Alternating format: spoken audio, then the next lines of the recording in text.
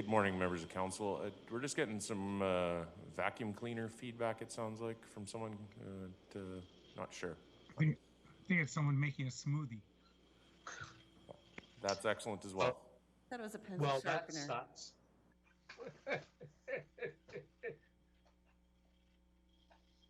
I wish somebody was vacuuming my house.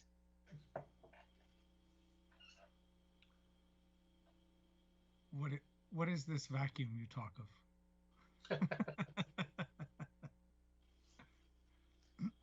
Morning, everyone. What have you got, Jeff? Did you get a computer or did you get internet? What happened? Very funny. After I left City Hall yesterday, I had done a hard reset on the modem the night before. So I'm walking dogs with Miyashiro, and my phone pings, and it says, your modem has reinitialized. So, oh, really? Fingers crossed. Oh, yeah. Wow. It only took 24 hours for it to figure itself out.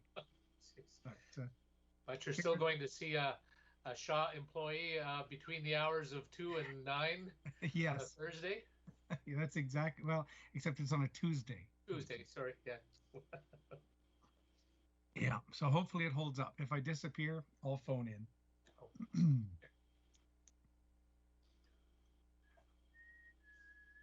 And I poured barbecue sauce all over myself. That box was leaking. Oh, sorry. I hadn't picked it up yet, so I picked it up and all over me. Yeah, awesome. Mine was something was leaking on mine. I forget what it was. It might have been. It was some kind of juice. Yeah, but, I don't even know because it all just ended up disappearing, going in the bin. Because yeah, I don't know if it was vinegar or I don't know what it was, but it was quite pungent. Yeah, I think. Yeah, Worcestershire sauce. No, the Worcestershire sauce wasn't leaking. I love Worcestershire. This was literally like a vinegar. Yeah, I think that was what I had. Pickle vinegar? Was it? I don't know, something like that. Yeah. So yes, I was pungent. Uh-oh. Nope. Rob, are we wearing the same jacket again?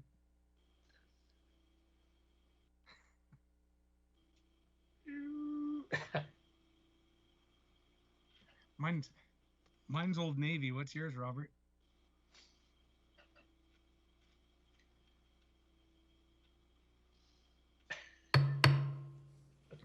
Good morning. Good morning, everyone. We're here for the Economic Standing Policy Committee beginning today. So we will start with the reconciliation statement. The City of Lethbridge acknowledges that we're gathered on the lands of the Blackfoot people of the Canadian Plains and pays respect to the Blackfoot people past, present, and future, while recognizing and respecting their cultural heritage, beliefs, and relationships to the land. The City of Lethbridge is also home to the Métis Nation of Alberta, Region 3. I'll now ask our City Clerk to do a roll call. Thank you, Mayor Spearman. Vice Chair Carlson. Present. Councillor Kaufman. Present. Councillor Higgin. Present. Councillor Morrow. Yeah. Councillor Miyashiro. Here. Councillor Parker. Here. Acting Mayor Crowson. Here. Deputy Mayor Campbell. Present. And Mayor Spearman. Present. Okay, thank you for joining us today. Just some starting notes as to how we will proceed. We had a discussion last week about how motions would be brought forward. Vice Chair Carlson will sponsor the main motion, which includes administration's recommendations for funded sections C, E, F, and some D. Vice Chair Carlson will sponsor all unfunded section D project amendments. Further new amendments may be in writing and provided in advance to the City Clerk. A seconder is required. For decisions that will be approved at this economic SPC meeting, that a member would propose to reconsider, the mover has to be on the prevailing side and only a majority vote is required as per the procedure bylaw. These will be dealt with at the end after all others have been reviewed by council for the first time. The economic SPC recommendations will go to the May 18th City Council meeting. The meeting will be broadcast on Shaw and this meeting will be broadcast on Shaw and streamed and recorded. The chamber is limited to 10 people, 10% with our new provincial restrictions. Please advise the clerk if you will be attending in person in chamber. Thank you. With that, our city administration, through the city manager, has compiled the background. We've had 4 weeks of presentations on the various projects, and City Council will now consider the various presentations. So I see Councillor Carlson is in the queue. Councillor Carlson, do you have a question? Thank you, Mayor Sparrow. Appreciate laying out the procedure for the meeting. Just maybe a heads up for members of finance, because we have various internal and external groups who have sponsored certain projects that maybe there may be some questions on those. I believe Mr. Dalton has alerted any of the administrative staff to be on standby for questions. But if there are questions for an external group, we may want to do as part of the process to table an item to a specific time on a specific day so that we can ask those folks to come in and answer those questions rather than trying to scramble to get them on the phone or online. So just a heads up on that process. Thank you. Okay, thank you. Okay, with that, I will move to the opening remarks and overview from our city manager, Mr. Craig Dalton. Thank you, Your Worship. Just a few brief remarks. And as you've indicated, Economic SPC has a big piece of work ahead of them this week to develop the capital improvement program for 2022 to 2031. And we look forward to supporting and enabling Economic SPC's deliberations this week. Before we start, I would like to acknowledge a number of individuals, recognizing there's much more to be done in this process. But I would like to acknowledge the City Treasurer, Ms. Pinkson, and some members of her team, in particular Jennifer Jarrett, Shauna Conrad, and Laureen Russell, who have worked quite hard to shepherd this process over the last number of months. I'd also like to acknowledge all of those across the corporation who've worked on putting specific project initiatives together to bring forward for Economic SPC and ultimately Council's deliberation. And lastly, I'd like to thank Carrie Nightingale and Sam Conrad for their work to shepherd the public part of this process, to identify and bring applications from public entities forward to Council, and also for their work to improve, with the inputs of Council, the scoring guide or framework that administration uses to score these projects, not to make specific recommendations to Economic SPC, but again to provide one tool to members of Economic SPC that they can consider in their deliberations. I think it's also important to highlight as well that these projects that come forward, regardless of what section they're in, are not random, and that they're informed by a variety of master plans and other guiding documents, including things like the Transportation Master Plan, the Rec and Culture Master Plan, the Energy Conservation Master Plan, and many, many others. And it's also, in particular, for not so much for Economic SPC, but for the public to also be made aware that they all do and must comply with the Municipal Government Act, the South Saskatchewan Regional Plan, the Municipal Development Plan, and with Council's strategic plan. One of the things that makes this process this year a bit unique is above and beyond the obvious fact that Council is working through this in a pandemic, but there are a few things that have made this somewhat unique. One is the compressed timeline. The other is the challenges with engagement, and Mayor Spearman, you highlighted the number of times that these projects have been brought to Council previously, and that was done, to Economic SPC previously, and that was done to make them public, to put them out there. They were also then posted to the city website. And during the period of April 14th to 28th, there was an online engagement, which we're pleased to say had some significant participation. We're certainly pleased with the level of participation, and council will hear about the results of public input today. So I'll turn it over to Ms. Pinkson to continue on with the agenda, and just again say that we very much look forward to enabling and supporting economic SPC's deliberations this week. Thank you, Mr. Dalton, Mayor Spearman, members of Economic SPC. Just going to walk you through presentation to provide some additional information in terms of the approach for budget deliberation week. If you can just jump to the next slide, please. So we're just, again, just providing some information, including some available funding updates, and just walking through the draft binder and providing some additional information.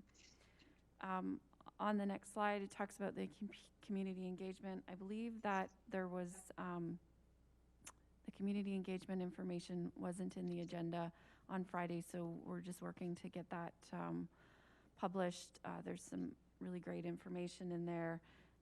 We had a really great turnout in terms of stats for online engagement, and lots of almost just over 4,000 unique visitors. Many unique participants who weighed in on at least one question, and the average time was about 12 and a half minutes spent on the platform per visitor. And of course, then there's also direct engagement with City Council as well. So there's some more additional information to come related to the online engagement. On the next slide, it just talks about kind of what a CIP is in terms of the challenge that Council has to address the needs and wants of the community versus the limited available funding, and the challenges connected to that. So there's next slide just talks about kind of why we do a CIP, including the MGA requirements, as well as gives us some flexibility in terms of being able to adapt when opportunities arise and information becomes available or funding becomes available. And just about kind of sustaining our existing infrastructure and taking care of what we own. It also helps to kind of shape the community. And the next slide includes some information since the last CIP. There were several projects and grant funding that became available, and that council made decisions to approve additional projects outside of the last CIP. And during the agenda committee, it was asked that we summarize some of those. There's been some incredible leveraging of grant funding that's provided investments in our community, including the MSP grant, which is $12 million, and it's 100% funded for investment in our community, as well as the ICIP grant, which was 80% grant funded, approximately $13 million. And then also the major project investment at the exhibition, and City Council's contribution to that is $25 million, over and above the grant funding from the province and the exhibition contribution as well. So there's some pretty significant investments in our community that have happened, and at the agenda committee review for economic, it was just asked that we summarize some of those high-level projects. On the next slide, just highlights kind of the deliberation week. There's some CIP presentations, which is what we're doing currently, and some additional information in terms of questions that council had asked or requested. And then this week's really about gathering any additional information that is requested by council to provide council with all economic with all of the information that's required to help in the decision-making process. Deliberation and debate would occur throughout the week, and then typically the economic would refer to City Council for approval. On the next slide, just as a summary of the CIP draft document, there's an online version for those that requested electronic, and also printed binders. So just wanted to kind of walk through some of those specific sections included in the online version or in the binder. In the introduction, it just includes some information from the city manager. It includes kind of an overview of the CIP process and just highlights some of the information, including any of the operating costs that have been proposed in terms of the projects that have been have a funding strategy connected with them to date. All of the Section D projects, per the request of council, have been left unfunded, with the decisions to be made this week by economic. In Section B is some additional information about the pay-as-you-go program, as well as the proposed borrowings within the proposed funding options that is presented in the draft book. And then, of course, there's the typical sections. Section C is transportation and transportation offsite projects with a proposed funding strategy. Section D is the community section. Section E is the environmental utilities and environmental utility offsite projects. Section F is the electric utility projects. And then there's some additional information about grants and other funding related to the binder. We've left a blank tab other if there's information that council wants to add to their binders and review as they see fit. So this information is currently in draft, and as council works through and decides on which projects they'll support, this information will be amended and revised based on those approvals. On the next slide is just a visual to demonstrate kind of the funding buckets in terms of how we have managed funding for the specific sections in the past. Typically, utilities have funding through borrowing or offsite levies. So it's challenging if a project that council doesn't or economic doesn't support in say, for example, the utility section isn't approved. It's not, there's a difficulty in transferring that funding to another section, just given the funding model within the utilities. So this just helps to kind of highlight how those buckets work within each section. On the next slide, this is the forecasted available funding to the end of 2025 related to Section D. It's approximately $74 million. The next slide shows the additional information up to the end of 2026. The following slide is a summary of the project planning documents. So we just tried to bucket some of the projects in Section D into various categories, including planning, as you can see on this slide. And just to kind of slice and dice the information in a different way for council to consider different options, highlighting that the importance of having projects at various stages in the CIP, just to ensure we've got some flexibility should funding become available, and that we've got projects at different stages in the planning and capital construction process. On the next slide includes the ongoing projects. They're annual in nature. We included, in this instance, the electric buses. In the past, the bus purchases has been funded from the federal gas tax grant and have been included in the operating budget, not the capital budget. In this instance, we did include electric buses in the capital budget because of the requirement to eventually begin transitioning to electric buses. We currently purchase diesel buses, and it has some infrastructure attached to it. Also, the cost of an electric bus is significantly higher than a diesel bus, and the proposed program in terms of replacement was significantly more than the available funding under the federal gas tax program. And so we've transitioned this to the capital just to highlight kind of some of those pressures that currently exist on our replacement program. On the next slide is a summary of our life cycle maintenance projects. This is just about taking care of what we own before building new. On the next slide, it includes a summary of all of the categories: planning, ongoing, life cycle maintenance, just to demonstrate the total. And it's really just intended to provide additional information for council to kind of consider various ways of slicing and dicing all of the Section D projects. The following slide is a summary of the pay-as-you-go program. The red line represents the total program. And that white space between the bars and the red line equates to a loan payment of approximately $800,000 per year, and that would be based on a $10 million borrowing.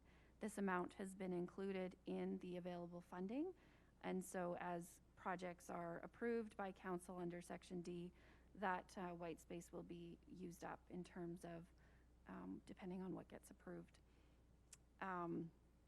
There are other components within the pay-as-you-go program, including pay-as-you-go transportation, which you'll see funding in Section C, and the pay-as-you-go community, which is direct funding for community projects, which is also included in the available funding. And then the final component is the debt payments in terms of projects that are funded through debt payments to ensure that there isn't additional tax pressure related to the repayment of those capital projects. The next slide just gives you an understanding of how much a 1% tax increase would be if council or economic wanted to increase the capacity of the pay-as-you-go program. Would equate to a loan payment of roughly $1.6 million over 15 years. I've just estimated it at 3%. That would equate to the ability to fund a capital projects in the measure of about $19 million. Just highlighting that as additional information. The next slide shows the city of Lethbridge's debt per capita compared to other municipalities. We're currently at about 37% of our total allowed capacity based on the debt requirements under the MGA and the local authority borrowing arm of the province. And so this just provides some additional information in terms of our financial position within compared to other municipalities. Also included on the next slide is just the reserve per capita information. We tend to be on the lower side of this compared to other municipalities. Included in the available funding is our major capital projects reserve, and there is also the electric reserve, which is a funding source for the electric projects.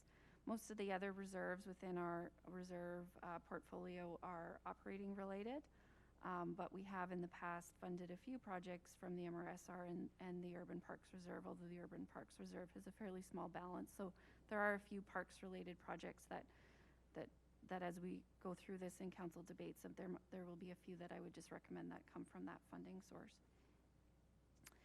On the next slide includes some information about inflation and the challenge with forecasting over a 10-year window, specifically the first 4 years, related to what council ultimately would be approving through recommendations brought forward by economic.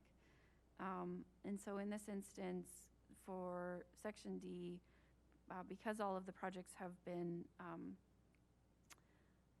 unfunded at this point, we show them all in 2022 dollars. And so then once the timing is set and projects are approved by economic and ultimately council, then those costs would be adjusted before we finalize the document.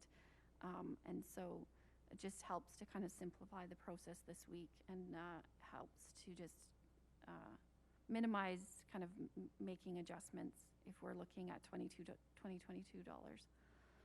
The next slide just goes into a little bit more detail about how we address Section D related to that and just the inflationary factor that's built into the process to ensure that once the final document is approved, the inflation factors will be removed from the funding and applied to the projects, and the result will balance itself out. On the following slide, it talks about the local government fiscal framework, which is the proposed new grant replacement to the MSI program. The MSI program will come to an end at the end of 2024. And so there's still some uncertainty about what this program will look like. So we've been a little bit cautious in our estimates in terms of the available funding. And so, you know, until we get kind of confirmed commitment from the province in terms of a contribution agreement, it's tricky to know what this will look like. We have estimated on the next slide what that grant assumption potentially would be for the city of Lethbridge related to the replacement MSI portion for capital. But there's certainly some uncertainty in that, and these amounts have not been included in the available funding. The next slide in the presentation is called Interactive Spreadsheet Demo. I'm just going to walk through a few slides to show the screen how Ms. Jared will help us support kind of walking through as decisions are made by economic and the impact that that has. So if you just jump to the next slide, this is what the screen will look like. And this is essentially our starting point. So on the left-hand side, there's the unrestricted funding, which includes all of the available funding. You'll see in 2022 to 2025, the available funding is approximately $75 million. And that was what we talked about previously on the slide about available funding up to the end of 2025. So that's the available funding in the first budget cycle bucket. We've also included the local government fiscal framework. If economic wants to kind of consider, should that funding become available, what that might look like in terms of a 10-year CIP and allocating some funding to that. Until we kind of get confirmation, any project that would have that funding source allocated would need to come back for additional approval once we kind of get more clarity about what that new program looks like and the eligibility and all that information related to it. On the right-hand side, it shows the total unspent, which is if you add up the unrestricted funding, the three different buckets for the three different budget cycles, that's the total there. And then also the same for the local government fiscal framework. And then we've also included the operating impact on taxation per year. You'll notice that there's a bit of a starting point there, and that relates to mostly the projects that are proposed in Section C, as well as the pay-as-you-go program, which has a inflationary population increase approval from a resolution from many years ago, as we continue to kind of adjust our pay-as-you-go program for inflation and population growth. So this is essentially the starting point. You'll see this screen throughout the day, jumping back and forth between the resolutions and this screen. If you jump to the next slide, I did not include these detailed kind of examples in the public agenda. This is really just to kind of give you an understanding of what it'll look like throughout the week. And so in this instance, we're proposing that Project A is on the table for economics consideration. You'll see how the blue filled in the line and the available funding was reduced based on this project of $20 million. And again, this is just as an example. You'll see that the operating impact changed slightly from 0.19% in the first operating budget cycle window to 0.35%. And then it just adjusts the available funding going forward. If you look at the next, go to the next slide, Ryan, this then just moves the Project A, assuming it's approved by economic, from on the table to approved. It really doesn't change much in the graphics and the information above, because it was already contemplated once it was brought on the table. And so then council would then, or economic would then move to the next project, for example, in this instance, Project B, for $70 million. And then it shows the impact in terms of the first budget cycle year. Our budget cycle is overfunded by approximately almost $9 million. It turns red to kind of highlight that. It shows that in this instance, there's no operating impact for this project. Again, this is all just examples, just to kind of show how this would come together and play out as we work through it.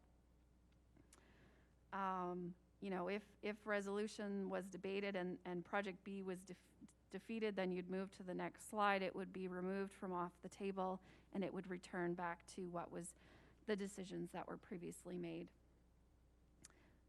If we wanted to look at a project that we proposed to be from, you know, another funding source, we would highlight then maybe that it's funded from the local government fiscal framework. Another project, Project C, would be brought on the table and carried on in that fashion. So this is just, again, to provide an example in terms of what that would look like, and just to give council some information. So if you just jump to the end slide there, Ryan, just take any questions if there are any, Mayor Spearman. Are there any questions on the presentation? Councillor Carlson. Thank you, Mayor Spearman. Thanks, Ms. Pinkston, Mr. Dalton, for the introduction. A couple quick questions, I think. Hopefully they're quick. You touched on this a bit, talking about Haley. Sorry, you talked a bit about this in the local government fiscal framework, and it'd be lovely if all of our funding from outside sources was unrestricted. But we know that several of our grants have strings attached, or projects, facilities, etc., that can be applicable or not, or allowable. How are we going to monitor that? Or is it contemplated that council will just approve a dollar envelope and then administration will go away and figure out how best to use the grants? How are we going to monitor that, if you can help me with that? Mayor Spearman, through to Councillor Carlson. Yes, that's correct, kind of how you described the second option. So this is really about available funding, and council can make the decisions based on our economic, to make those decisions based on which projects they want to fund. We would then go away and adjust the projects for, like we talked about, the inflationary factor, and allocate the available funding based on how we can, make that all work. So what's included in there is fairly unrestricted. There's a few exceptions, but there's enough kind of opportunity in there that we can just allocate depending on the decision. So for example, federal gas tax doesn't fund fire stations, but that's about the extent of the limitations that we've come across thus far. So we would just make sure that we've allocated sufficient pay-as-you-go community in case there's ineligible costs in there, and then allocate the grants accordingly. So really anything within that unrestricted funding is fairly flexible, and that can be allocated and finalized after the decisions are made by council. Excellent. Thank you for that. Further question, if I can, on the actual CIP Draft Binder, Section D. Just a bit of a query I had from the public, and they were wondering why something like the Performing Arts Center is listed under community groups, whereas things like arenas, schools, outdoor sports courts, etc., are listed under city facilities. Like, how is that? Like, why is that an outside group when it's been a city project all along? So given the steering committee had some external individuals from the community on it, it's always that debate as to where it fits. And so if that's not the comfort of economic, that can certainly be moved or adjusted. It's just that's, a way to bucket them with no hidden message or unintended consequence. It can be in either instance. It was just because there was some there was that formal steering committee and there was external members on that committee. That's why it was bucketed that way, but it really could have been under either category. All right, just for optics wise, it seems like we're pitting one as an outside group and the other as, this is our projects. And so that it doesn't seem overly fair, I guess, just optic wise. But it could just be semantics. Thank you. Councillor Kaufman. Thank you, Mayor Spearman. Thank you, Ms. Pinkson, for the information. And at the start of the week, thank you to you and your staff for the work you've done to this to get all of this prepared for members of Economic SPC. You referred to a previous resolution, Pay As You Go, that addressed some population adjustment as well. Is it possible to have somebody at some point in the next day or two to at least circulate that motion and that or that policy to members of Economic SPC, so we could perhaps take the opportunity to review it while we're working with live fire here? Councillor Kaufman, it's in section B on page B2. It references a resolution from 2007 related that it would be increased annually by 0.15% of the municipal tax levy commencing in 2009. So that's just carried on unless council gave direction to discontinue that estimate or that resolution. Thank you. I read all the fun sections. I generally skip section B, so I'll go back and reread it. Thank you. My bad. Thank you. Thank you, Mayor Spearman. Yep. There are some projects that appear to be administration driven, even though they're in section D as community projects. Are there other sources of funding for some of these projects? Are there sources, for example, like the offsite levies, if they're community neighborhood based, that type of thing? I think I've seen, for example, fire halls considered by the province under offsite levies. Is that an option as well, or does it have to come out of discretionary funds available to council? Mayor Spearman, the fire halls a few years ago did become eligible under the offsite levy. Unfortunately, the offsite levy has been significantly tapped, and not too many municipalities that I'm aware of, if any, at this point have taken advantage of that, given that it would be, a small percentage of the project would be funded potentially from offsite levies. But there is certainly a lot of pressure on the offsite levy today, and it might be something to offer in the future, but it certainly is not affordable for the offsite levy at this point in time without significant increases to our levy. Thank you. Councillor Kaufman.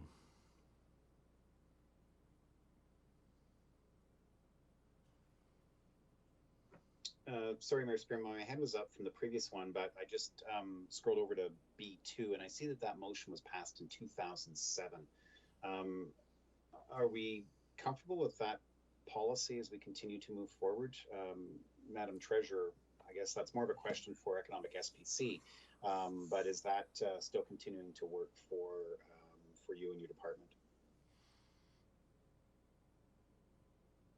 Councillor Kaufman, sorry, are you asking me if that's a reasonable amount, or I'm just not sure I understand your question. This early in the morning, I'm not sure I understand my question either. I think it's along the lines of we've been adding the 0.15 to taxation every year since 2007, which over the duration is going to be obviously an increase, a significantly increased amount. Have we changed anything in terms of the way that we address pay-as-you-go funding in that interim, or has it just been business as usual since 2007? Councillor Kaufman, in the past, that was specifically related to when the Basic Municipal Transportation Grant had a matching component of a per capita, I'm drawing a blank, I think it was $60 per capita on the grant side, and then we had to have a matching component. And so in that instance, as our population grew, that increase was sustained through that allocation. That matching component has since gone away. This is a very flexible funding source. It helps to match with grants because there's often ineligible components within a grant, potentially. And so it is usually used as a funding source to kind of continue to match with our grants if, there's a municipal component required, potentially ineligible costs. This is certainly fully allocated on a regular basis. It's overall, it's a small kind of amount of funding towards capital projects. In 2022, the total pay-as-you-go program is roughly $14 million, but it does give the flexibility that helps in terms of transportation Section C as well as Section D, which has pretty significant or insignificant or limited funding available for Section D community projects. So it has certainly helped to continue to include that population adjustment in terms of having an available funding source that doesn't have as many restrictions as other funding sources do. Okay, thank you. Thank you, Ms. Spearman. Thank you, Ms. Pinkston. And as it relates to that factor increase, it keeps up with population growth and possibly also inflation, a regular commitment to offset the impact of inflation as well as population growth, correct? So Correct, yep. Thank you. Any further questions from council? Okay, there are none, so we'll deal with a couple of motions right off the bat. So the first one we need to deal with is the approval of the minutes from the April 28th, 2021 meeting. So I have a resolution from Councillor Carlson. Be it resolved that the minutes of the Economic Standing Policy Committee held on Wednesday, April 28th, 2021 be approved and the mayor and the city clerk be authorized to sign the same. Councillor Carlson? Thank you, Mayor Spearman. I did review the minutes. I noticed no errors or omissions. But unless my colleagues have any other questions or thoughts, I'll call for the vote. Okay, there are no questions. All in favor? Are any opposed? That is unanimous. We'll move on to the adoption of the agenda, again from Councillor Carlson.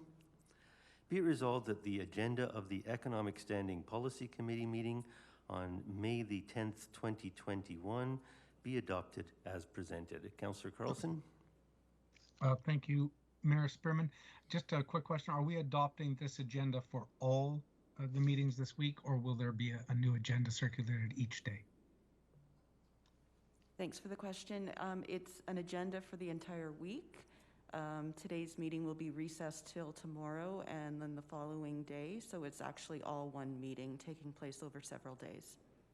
Excellent. Thank you for that. Are there any questions from my colleagues? I see none. Then I will call for the vote. Question has been called. All in favor? Are any opposed? That is unanimous. Thank you.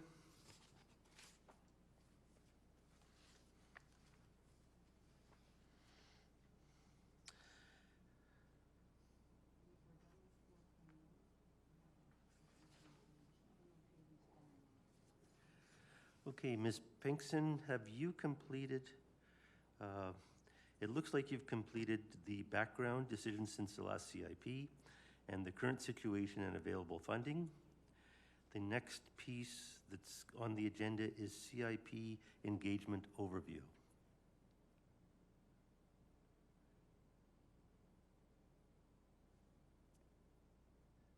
Is that correct? Mayor Spearman, do we need any resolutions at committee to receive the information? I'm not sure. Okay, I have one that says Introduction to the 2022-2031 Capital Improvements CIP Historical and Current Funding Allocations, which would be the reports that Ms. Pinkston just presented.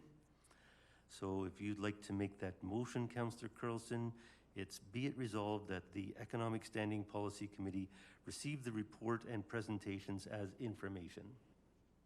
Thank you, Mayor Spearman. And I would also like to echo some of the comments of my colleagues that we thank Ms. Pinkston, Mr. Dalton, and their teams for all the work that they've put into this in getting it in front of council. So thank you. If there's nothing further, I'll call for the vote. Okay, question has been called. All in favor? Any opposed? There are none. Thank you. Okay, so next item is the CIP engagement overview. Ms. Pinkson? Mayor Spearman, I covered some of the summary kind of in the presentation in terms of interaction with the public on the engagement site. I think Mr. Westerson is working to kind of get that information uploaded on to the website and in the agenda package. So it would be my recommendation that we would come back to that probably tomorrow after council's had a chance to review that information.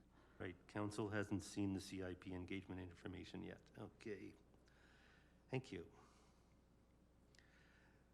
So we will, needs to be noted that we will come back to this. Do we want to do a tabling motion until tomorrow morning at 9:30, Your Worship? That might be appropriate, City Clerk. Table this to 9:30 tomorrow morning. Is this for 4.1 or is this for 5.1, Haley? 5.1, I guess it got stuck in on base or something. The information. She already gave a little overview on the engagement, and then there's a submission engagement report on 5.1. So I think she's done with the report that you're looking at, Mayor Spearman. So we can move on to the next one. The CIP section D score, or sorry.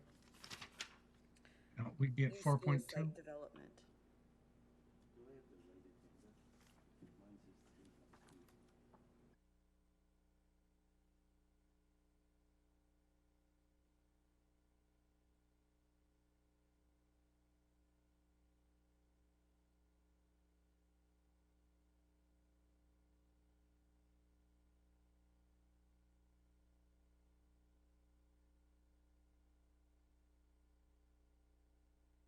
Okay, at this point, we will then, so Councillor Carlson's question is, do we need to table the CIP engagement overview? I think people are wondering where the report is of engagement with the public.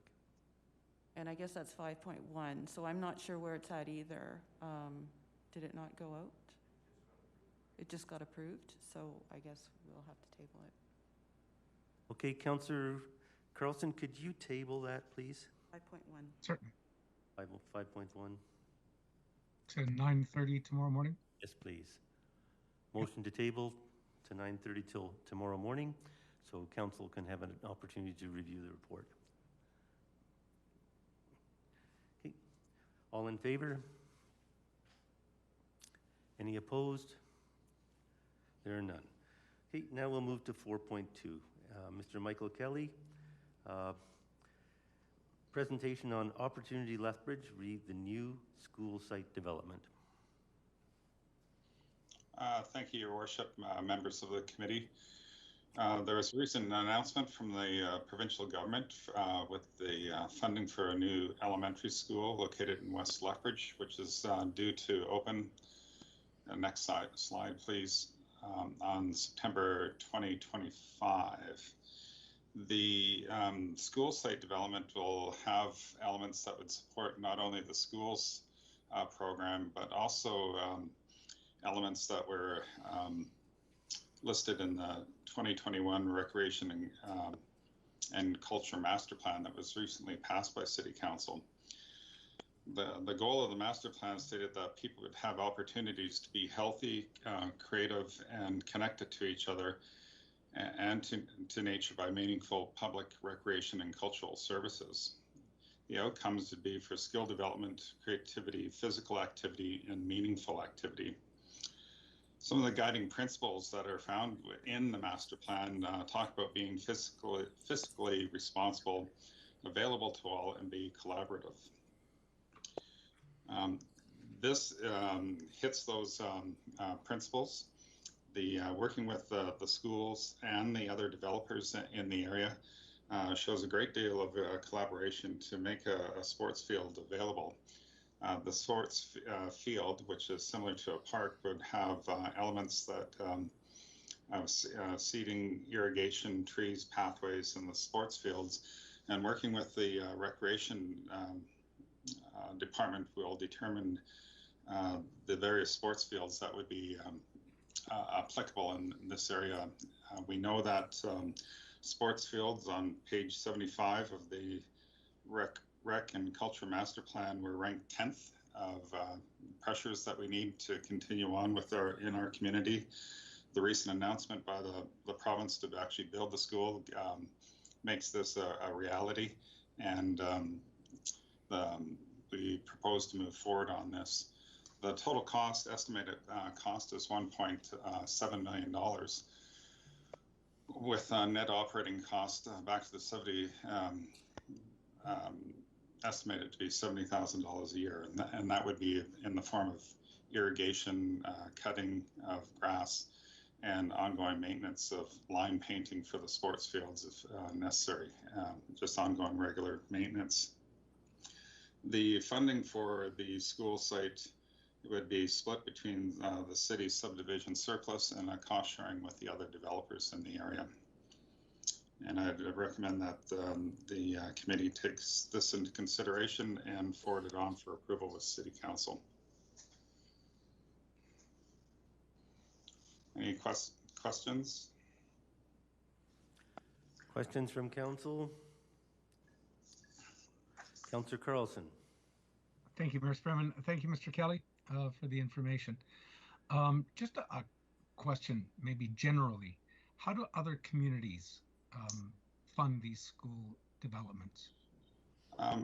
We've seen quite a combination of things with other communities, and there's no set pattern. The school sites are left by developers, typically with some trees, irrigation, and seeded, but not necessarily that the fields are actually developed. It is left for the municipality to typically do those sports fields. That's what we see in Calgary, Red Deer, and Edmonton as a common theme, but it's quite a smorgasbord. Okay, so the other communities do it different ways, I guess. Question around the ongoing operating costs for this. Is that a shared cost with the school board, school district? No, what we do now with school sites is we subdivide off the school building and playground, which are the responsibility of the school board, that it is, in this case, it'd be the public school board. They are responsible for that maintenance component, because that site is then designated as school municipal reserve and subdivided off. The other is subdivided off and designated as municipal reserve, and that is the city's responsibility to maintain and operate. Thank you for that. So we pay the entire operating cost for that. Because I'm just curious, that's unavailable to the public during school days, school hours, correct? Unavailable during the day, however, available in the evening and on weekends for the public. Have we ever approached the school boards or school districts to say, you guys get the bulk of the use of this? We'd like you to contribute a little to the ongoing maintenance and operating costs? Not that I'm aware of. Okay, thank you. Thank you, Mayor Sperman. Acting Mayor Croson. Thank you, Mayor Spearman. Thank you, Mr. Kelly, for the information. When we develop a school site, if we do something like this, because I'm sure we've done it in the past, does that then mean that we do fewer community parks in that neighborhood? Like, is there an offset where we build this, but we'll save money by not building this? Or do we then have just as many community parks as well? The requirement of any developer is to allocate a minimum of 10% municipal reserve in the respective developments. The school site itself, or the sports field site, is considered to be part of that 10%. So you could say in one way it does take away from other opportunities for parks, more parks within the area, but as per the MGA, the requirement is 10% at this time. So it sort of is offset. You get the same number of parks. It's just one park would be part of a school site if we want this route. That's correct. Thank you very much. Thank you, Mayor Spearman. Councillor Kaufman? Thank you, Mayor Spearman. Councillor Crowson answered my question. Thank you. Okay, thank you. So, Mr. Kelly, this is part of the agreement that we've had with school board since 1959, joint use agreement? Yeah, that is correct. The joint use agreement is not limited to just fields. It's also opens up a school gym upsizing, which will be the next item that we'll be talking about as well. Okay. So public use of the facilities after school hours in both cases. Okay, thank you. Any further questions on this item? Councillor Miyashiro. Thanks, Mayor Spearman. Mr. Kelly, understanding that the public can't use schools during the school day, which makes a lot of sense, are there any issues with lack of availability of time for the public use in the evenings and weekends in schools? And if so, aren't there some limiting factors to that? Through the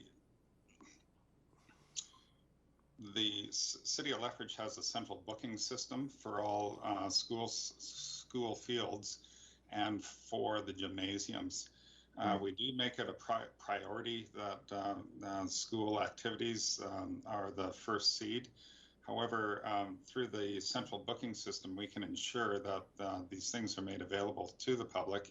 There was at one time the opportunity for the schools to manage them themselves, but we found that there were some conflicts that were going on and wasn't being made available to the public.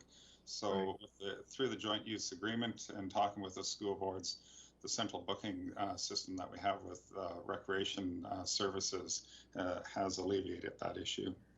And then janitorial services that are required at the schools after usage is paid for by the user. Is that correct? That is correct. Okay, thank you.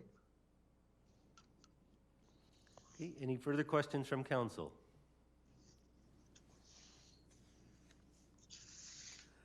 I see none. Do we need a resolution on this item?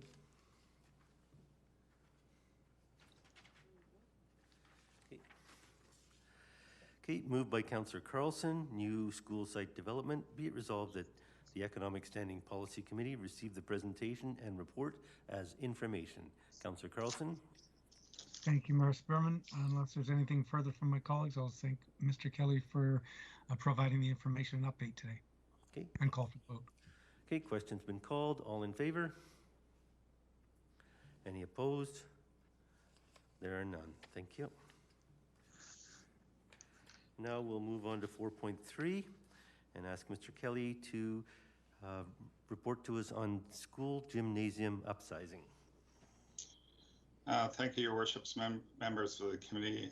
Again, an opportunity is surfaced with the new school announcement by the province, referring again to the 2021 Recreation and Cultural Master Plan, that people have opportunities for healthy, creative, and spaces to which to use to achieve outcomes of skill development, creativity, and physical activity.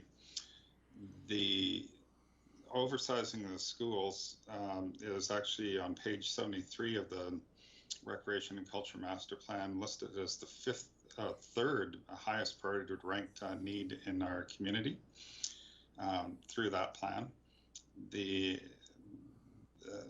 Again, through the joint use agreement and the ability to use our centralized booking system, this would ensure that there's opportunity for the public to utilize the gyms through the evenings and weekend hours. The principle of utilizing the gyms goes back to a program from 1959, which was entitled Keep the Lights On. And that was to be able to utilize these spaces in our community and off hours from school events. Users of the facilities for in the evenings and the weekends, through the fees that are collected in their rental, covers the operating costs, such as janitorial services in the facility.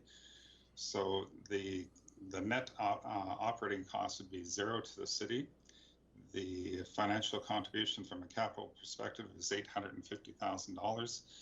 And I would encourage the Economic Committee to approve this and encourage City Council to adopt this as one of their CIP projects moving forward. Okay, questions from Council? Councillor Kaufman.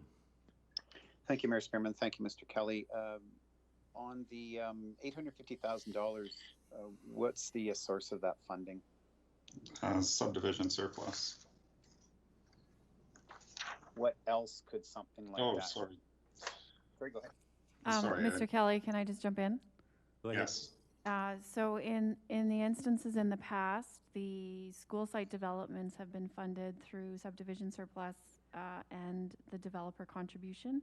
The school gym upsizing in the past has been funded from the MRSR. Okay, excellent. So this $850,000 is totally unrestricted and could be allocated anywhere if it's coming from the MRSR. So this is the ask for the next new school that has not been yet announced. The new school that was just recently announced would be funded from the previous CIP gym upsizing project, which is the MRSR as well.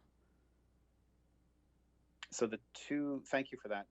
Okay, so the two that council approved, because I believe we approved two of them in 2017, I stand to be corrected, that was in preparation of a school site that had not yet been announced? That's correct. There was two in the last CIP, in the 2018 CIP. One has been allocated, and there is a second that has not yet been allocated, which we would propose be for the new school that was just announced. And then this CIP sheet would be to earmark something for a next announcement. Okay, thank you on that. Second question. One of the concerns that council has heard in the last year and a half or so, and I'm not certain if our joint school board committees had this conversation, but the district, of course, the school districts are under pressure as well from provincial funding, and so there has been a reduction of access to schools after hours. Has that issue been addressed?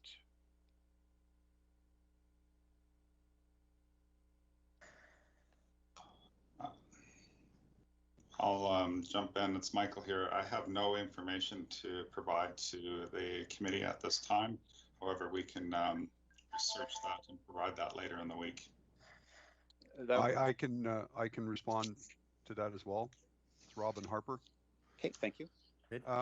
We have had meetings with not the overall school superintendents, however, with the Joint Use Committee, we have discussed the issue of access after hours.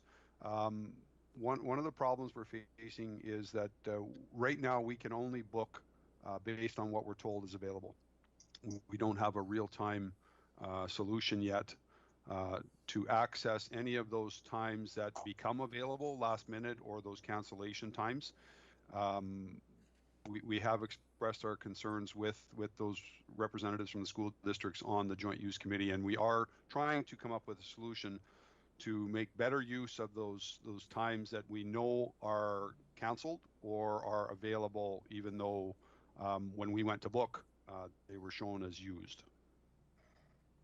Okay, thank you. So perhaps on that, do we have, or are we able to see the data around this? And here's the logic coming from this particular member of council. If we're supersizing every gym and every new school we're creating, it's obviously it's a bit of a benefit for that community, but at the same time we're spreading out access to opportunity as opposed to consolidating, which may actually be a better use of everybody's resources, as at least an alternative theory here. But I don't know what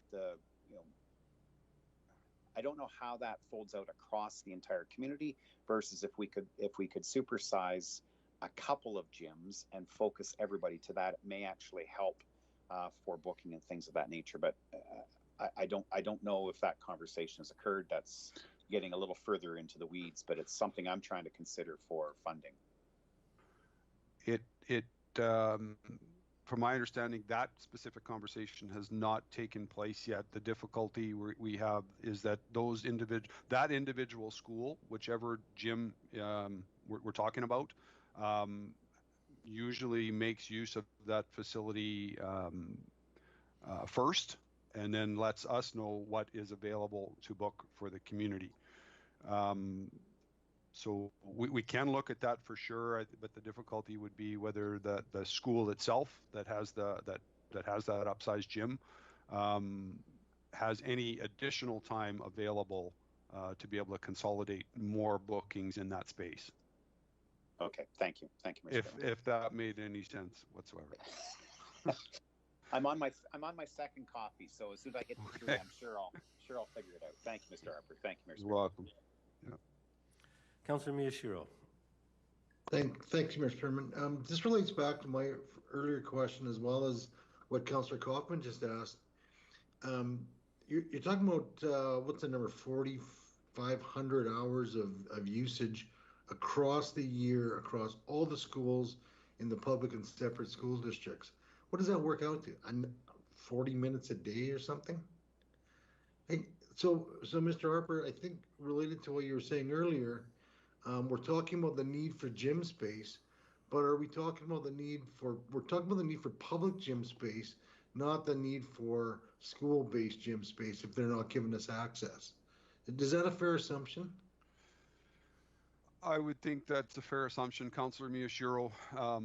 And like I had mentioned earlier, we are working with the school divisions to try to increase that access time to the community.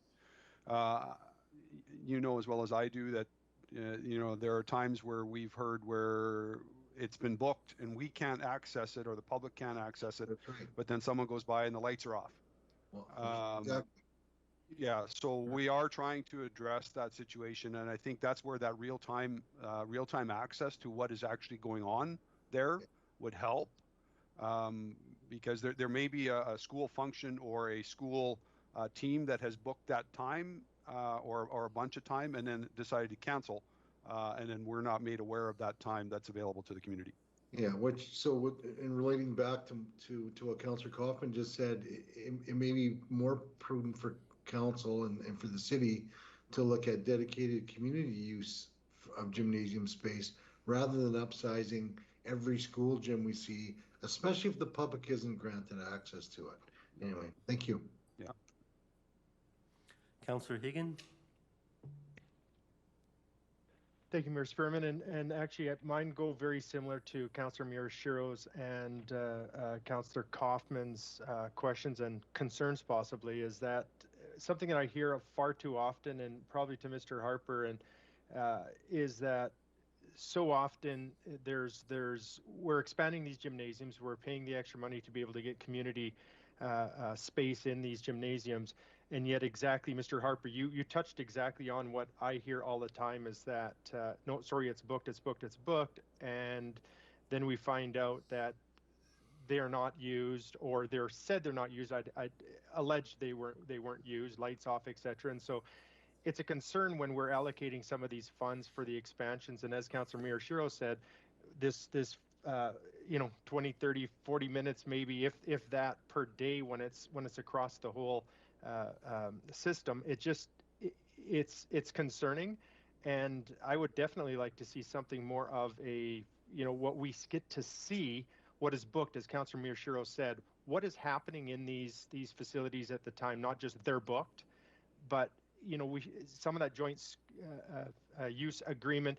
And I see Councillor Parker is in, and I know that he sits on the joint school committee as I did before, and this was a topic of conversation quite regularly. So maybe I'll hop out and see if Councillor Parker, I'll put him on the spot to see if maybe there's something that he could add to it. So thank you. Thank you. Councillor Parker? I have nothing to add to it. I share the same concern, but I'm going to get on this train as well, since everyone else is on the train. Maybe we could ask for just hard information, because I recall when the Catholic School Board was building their West Side branch, the principal or the vice principal at that time came to the CIP deliberations. And Michael, you can correct me if I'm wrong, or maybe even Councillor Carlson, because you were there too, I do believe. And we approved the expansion. So maybe why don't we request to Mr. Harper or through his designator or whoever, is how much has the city been able to use of that gym since it's been built? Because obviously we could possibly go back and we can find out exactly how many times the city has actually used the gym at Chinook High, because that is the most recent expansion that we have done. And now that it's been built for close to, maybe it's been open for close to 10 years. 11 years, 10 years. 10 years. Let's go back and see how much we've actually used it and see if we've gotten a good ROI for our community. Is that possible? We can definitely go back in the stats and separate out the individual schools, so we can take a look at that one specifically. Okay. Well, I guess my question. Thank you, Mr. Harper. Yeah, my question would be, can there not be a report where the information is shared? So building on what Councillor Parker has said, where we list the schools, we list the taxpayer investment, because that's what it is. It's a taxpayer investment to upgrade these facilities to larger.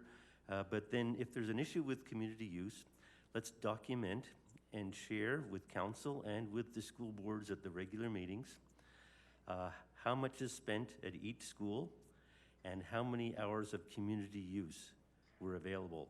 Then we'd be looking at objective data, and if we develop that type of reporting system, it would be visited on a regular basis to see how well the program's working. So is that possible? Yes, we can develop that report. I think database decisions, we're speculating about which schools and when, but if we actually had the data and shared it and everybody understood it, I think we would know if we were getting value on a return for our investment. But thank you. And Mr. Mayor, I thank you. Just before I finish up, the reason why I want to know that data, and I think is because if we're spending, let's say, $1 million here and $1 million here and $1 million here, you're almost better off to build a centralized location where the whole community could use it, the schools can book it, versus breaking it off in pieces. So that's why the logic, I think. So if we had the information, we could probably find a better use of putting that money collectively together for one central project. That's where I come from on that one. Thank you. Thank you. Councillor Kaufman. Thank you, Mayor Spearman. I saw Mr. Harper's hand go up. I don't know if he's got something to add to that first. Okay, Mr. Harper? Yeah, I'd just like to further comment on Councillor Parker's statement about a centralized location. You'll see later this week that there is a study or a feasibility study to look at a multi-use, multi-court, really basic facility for the community groups. Even with the addition of the ATB Center and the joint use agreement in the schools, we're still hearing that there's a need for gymnasium space. So we'd like to take a look at that and see what that looks like. And during this past year and a bit, we've really noticed a need for gym space because of the effect that the pandemic has had on the community groups, where the school divisions, rightfully so, have made a decision not to allow access to outside groups for their gymnasium. So that has really impacted us and shown us another impact of the gymnasium space in the community. Thanks, Mr. Harper. And we'll be seeing that this week? Yes, there is a study, a feasibility study on as a project coming forward this week. And obviously I'll have more questions when that gets presented. Thank you, Mr. Harper. Thank you, Mr. Mayor. Thank you. Councillor Kaufman? Thank you, Mayor Spearman. Just for clarification here as well, 4 years ago we approved an expenditure of $850,000. What's in front of us again is another $850,000. It doesn't seem to acknowledge that construction costs have changed. We have different sizing. Is the 850 just as sort of a holding, and we spend more or less depending on size, construction costs, things of that nature?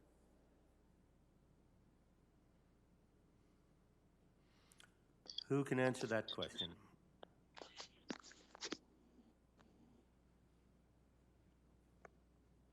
Is Mr. Hawkins there? He had to step out for an appointment. Is there anybody from Facility Services on the line that can speak to the estimate of 850,000? I know Carrie Nightingale was monitoring. She might be able to step on if we give her a heads up. Yeah, I'm just reaching out to her right now, Mr. Dalton. If she comes back with an answer later when we actually hit this project, that's fine. It's just one of those things that I'm just trying to get clarification on. Thank you, Mr. Spearman. Okay, you're welcome. Thank you. Councillor Miyashiro.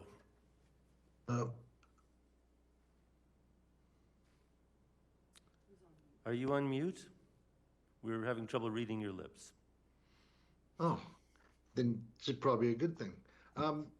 Further to what Councillor Parker said and to the request of getting the data usage for the Catholic school on the west side, I think there's two other new schools that we paid to upsize were St. Teresa of Calcutta in Legacy Ridge, as well as Senator Joyce Fairburn Middle School in Watermark. So those are the two newest ones that we should get data on as well. If we're gonna have that discussion about usage, we should look at the two newest ones that cost us money as well. Yeah, there's also a new public elementary school in West Lethbridge as well. Right. That it hasn't opened. Oh yeah. The one that opened in the last 4 years. Yeah. The one in Copperwood. That's right. So maybe those are newer ones. Is that possible, Mr. Harper? If we're going to get information, we look at the newest ones first and then go back. Yeah, we can look back at the information on those schools specifically. Okay. Thank you. Yeah, thank you. Recognizing we've been doing this for like 60 years. Or 50 at least. Yeah, 6 years. 60, I guess. Yeah, thank you. Councillor Morrow. Thank you, Mr. Mayor. Just my question to Mr. Harper, I think.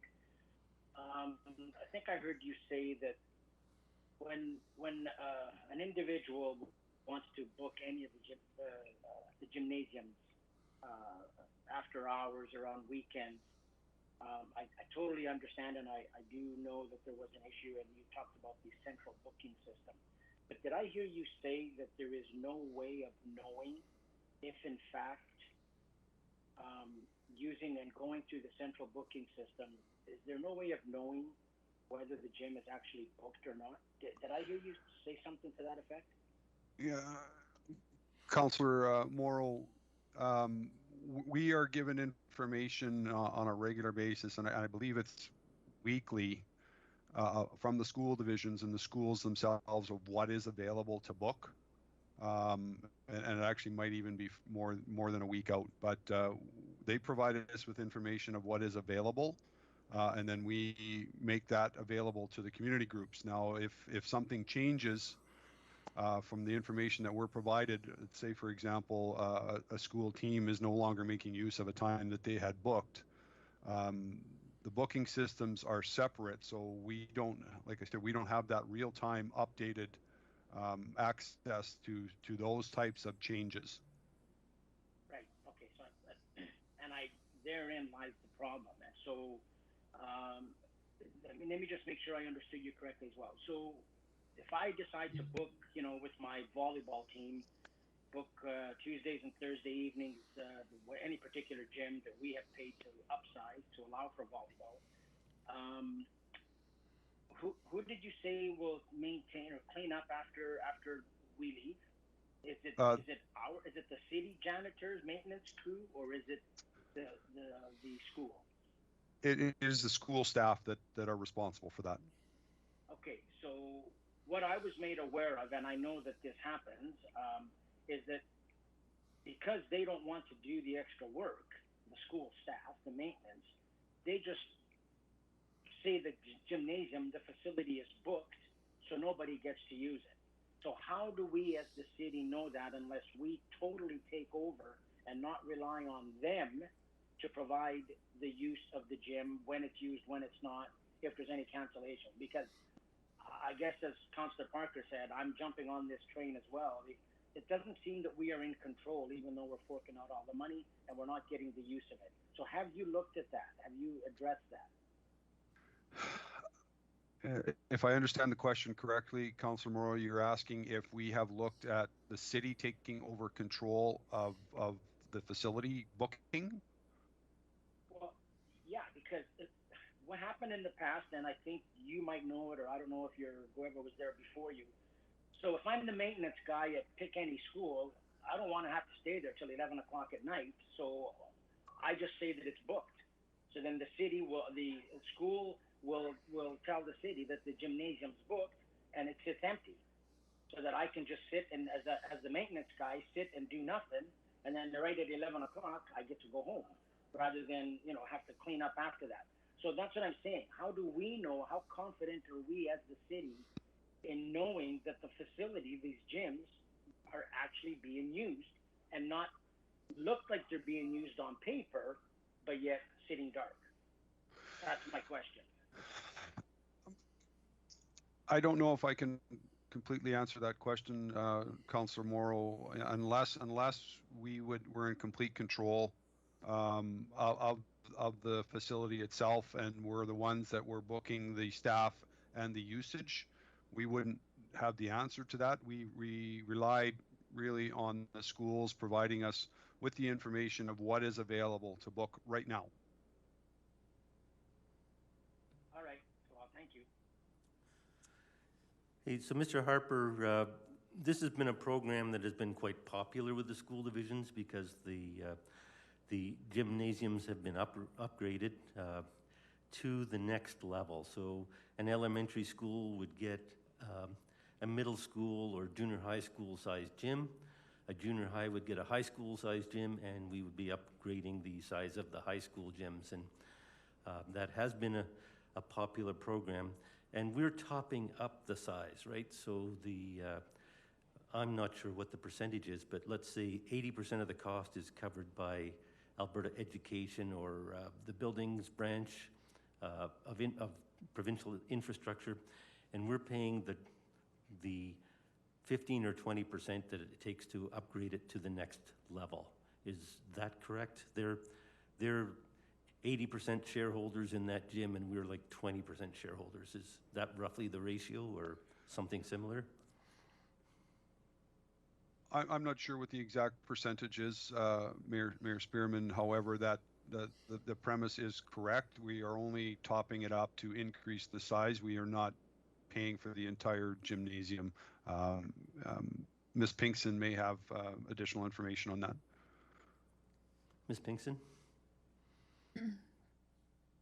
Mayor Spearman, I'm not sure what the exact percentage is either, but it's just a small portion of the contribution to the gym.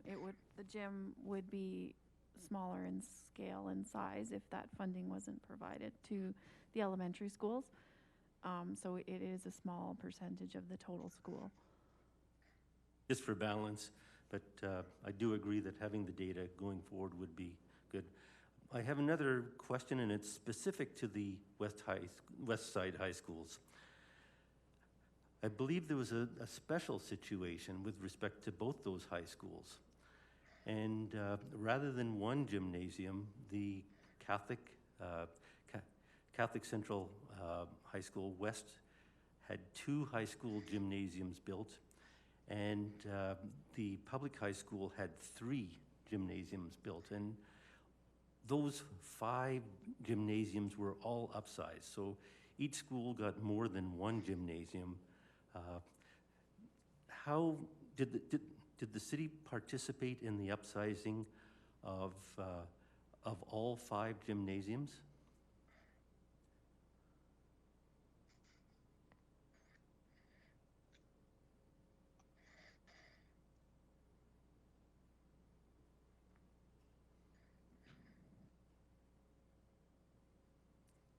Mr. Harper? I would have to find that information for you, Mayor Spearman. Okay, thank you.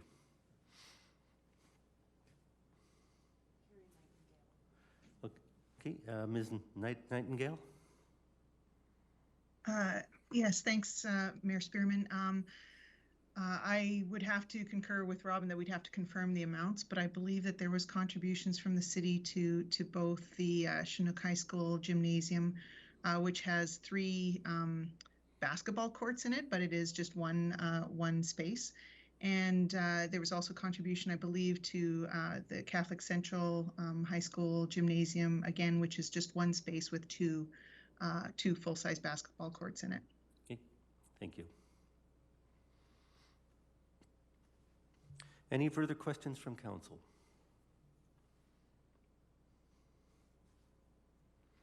I see none at this time. We will look forward to further information as it comes available to the questions that were not able to be answered today. So with that, I have a resolution from Councillor Carlson. School gymnasium upsize. Be it resolved that the Economic Standing Policy Committee receive the presentation and report as information. Councillor Carlson. Thank you, Mayor Spearman. Unless there's anything further from my colleagues, just again, thank Mr. Kelly and others for the answers to the questions and the information. Okay. All in favor?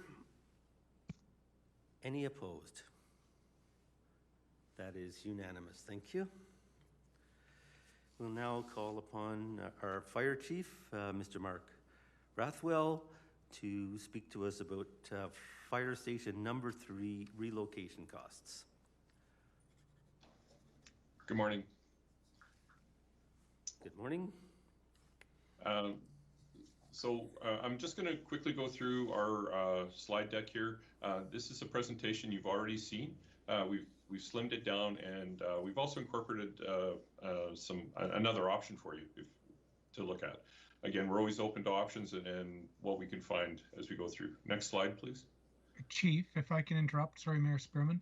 Yes, sir. In my package, this was listed as attachment forthcoming. I have not received that yet. Is it possible to get that, or yes, am I in the wrong spot? Yeah, we can get that to you. Yeah, it's not posted on the public agenda either. Yeah, I don't have this presentation or any of this information. I know when we were trying to submit it, there were some issues with OnBase, but we will get all this to everyone. Okay, thank you. Thank you. Apologies for not getting it ahead. If I can, Mayor Spearman, for those who are on agenda to go, if you just hit reload, it does actually come up and everything is attached to it, at least in my attachment.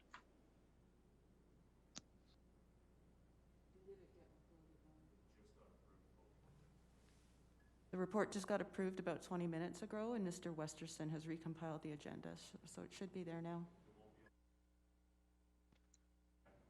Yeah. Oh, it won't be on the website. Ryan said he can't recompile on the website until after this meeting recesses. Okay, we'll proceed with the presentation. Please proceed, Chief Rathwell. Okay, next slide, please. So as you know, we did an internal functional needs assessment. Based on that, we reached out to facilities. We worked through what that would look like in terms of costing, and that came out to option number 1.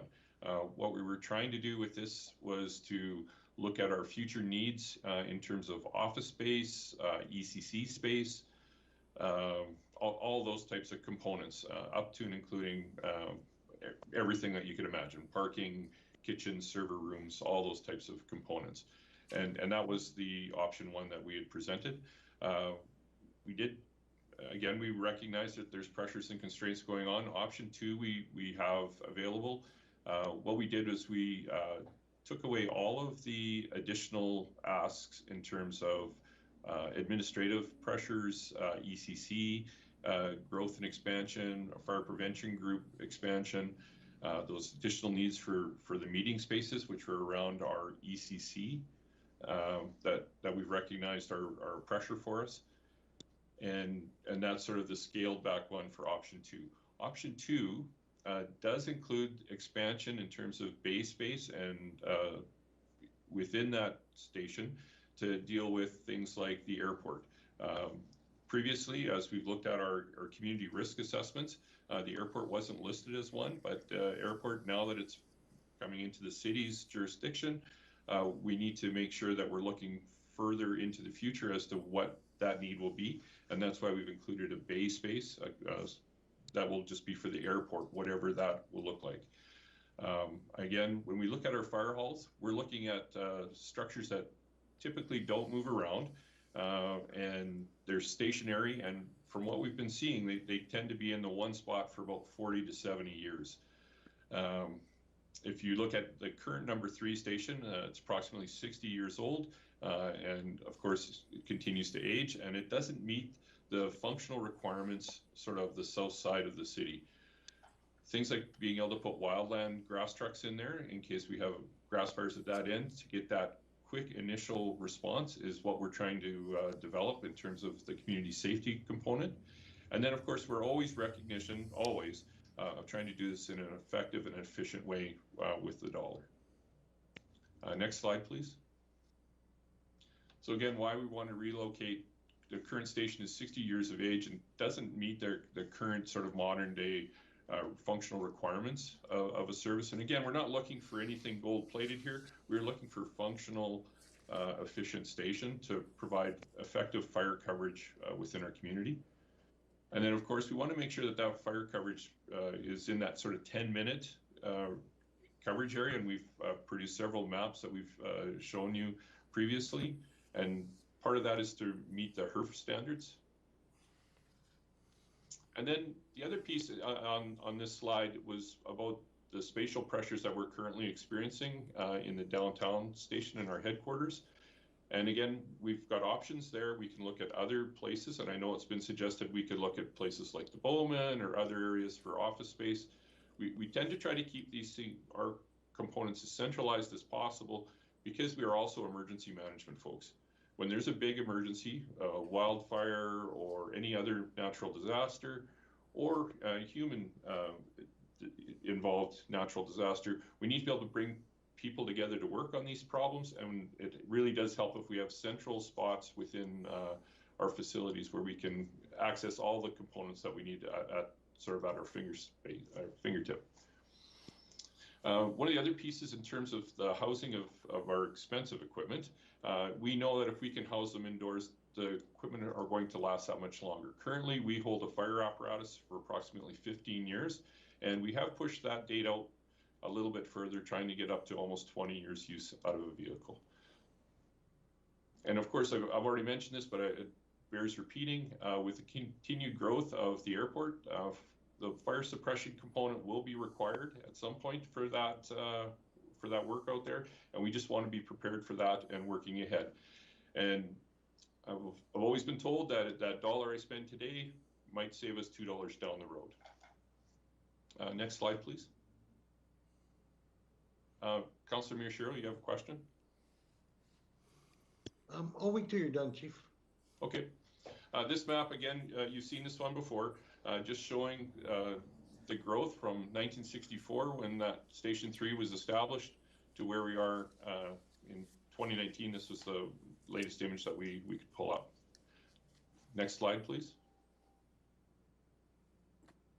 So again, just a visual here. As you can see, the original station when it was opened in 64 and where we're at today below it, it's exactly the same. What we're hoping to do on the left-hand side of this slide is those are the types of apparatus we would like to put in there. And again, that future airport apparatus, I'm not 100% sure what that truck or that apparatus will look like. But we know everything at an airport is designed around specific firefighting duties when it comes to aircraft. Next slide, please. So again, option one, this is the one that as we just looked at all the needs that we're trying to accommodate over the next up to 50 years or beyond, possibly, we incorporated all those components in there. From hopeful administration space, the emergency management piece, any type of backups or fire prevention group. And again, the fire prevention one, I probably haven't noted that enough, but our fire prevention activities are key in the community as part of our safety component. So that is something, as our community grows, we need to grow that. And currently we've used every meeting space we have. We've broken it into office space. Currently we have 26 offices for 33 people. So we've taken all of our small boardrooms, broken them off into offices for our staff, and we're trying to utilize every space that we can. Next slide, please. So option 2, as you can see, we've just taken those pieces out. And this is where we've come to in terms of another option for you to take a look at. Next slide, please. Any questions? Okay, we'll start with Councillor Miyashiro. Go ahead. Great. Thank you, Mayor Spearman. Thank you, Chief, for that information. A question about the airport fire station. You said it's more specialized for aircraft. There is room out there to develop. Is there room out there to develop a larger facility that could handle the south end of the city? I mean, it's very close.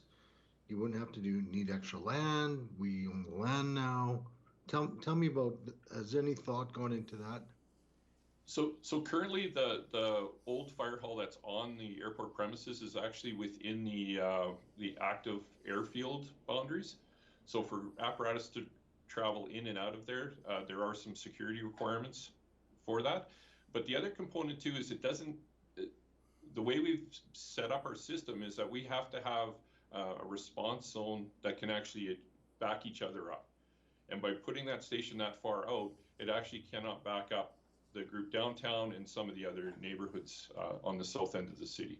So everything is sort of strategically placed so that we can get in driving distance to everyone's residence within that sort of 10 minutes.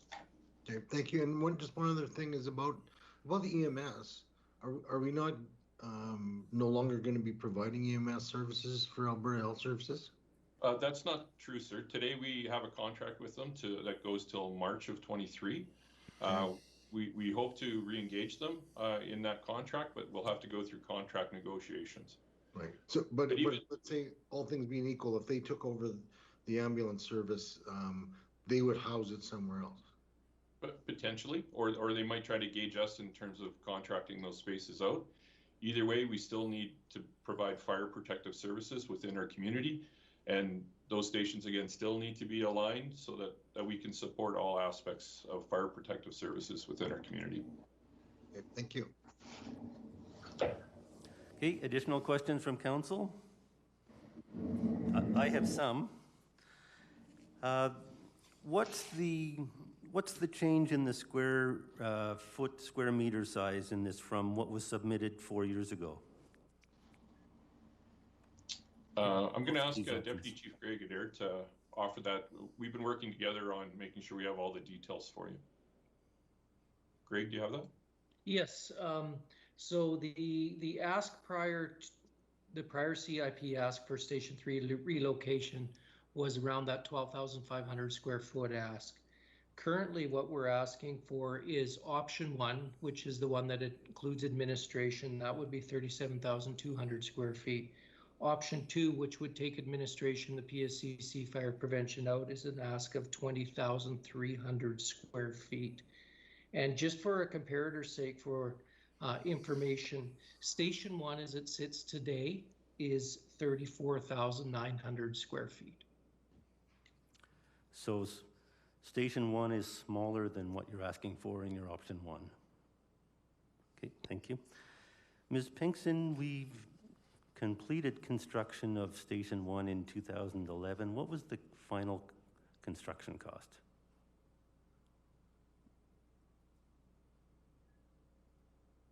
Mayor Spearman, I'd have to check back to 2011, so that will take me some time to pull that information together. Okay. And we're about to complete construction of Fire Hall 5 with a final completion cost of, I think I saw it here somewhere, for the public. 9.5 million. Okay, 9.5 million at this point. Okay, thank you.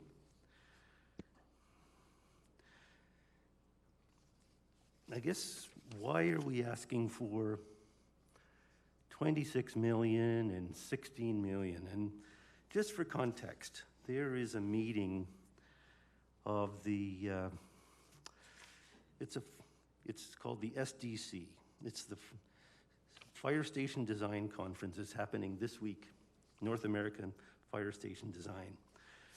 There's 50 designs submitted for consideration in a proposal for what is a significant, what are the best designs.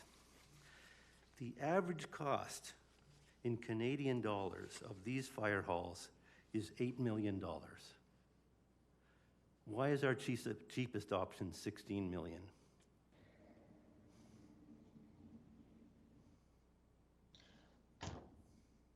Again, as we work through this, we work through what we're looking for in terms of our functional needs, and then we work with our other business units to come to the costings. Again, we're not looking to put anything gold-plated or anything like that. We are looking for a functional, efficient station, and we're trying to find the best efficiencies we can as we go through there. Okay. So from the taxpayer's perspective, when we look at fire halls, we've made a substantial investment in 2011. We've made a substantial investment in 2021. How can we continue to invest? The appearance is more and more and more. Mayor Spearman, I need to reference you back to our fire department master plan. That's a piece of work that you signed off, and many of you were aware of in 2017 when that work came out. And it identified all of our stations and sort of where they are positioned and how the development plan should go with them. And the first one had been identified 2018 to 2021 for Station 3. 2018 to 2021 was Station 5, which is just being completed. 2026 for Station 6. And then we were also had there's another conversation in there around the relocation of number 2 station, which is the current West Side Fire Hall. So all those pieces we brought forward in that fire department master plan. So as our stations age, we need to address those needs. And again, it's just one of those pieces where when we're no longer having a functional ability to work out of that station, I can't provide the proper resources for that into the community. I'm just working that through and then bringing it forward to you. So there was other questions. I guess just to close off my questions, just because we approved a fire station master plan, is there an expectation we'll approve each and every project coming forward? No, sir. I think it was just making sure our expectations were clear in terms of needs of the fire department and protective services for our community. Thank you. Councillor Carlson.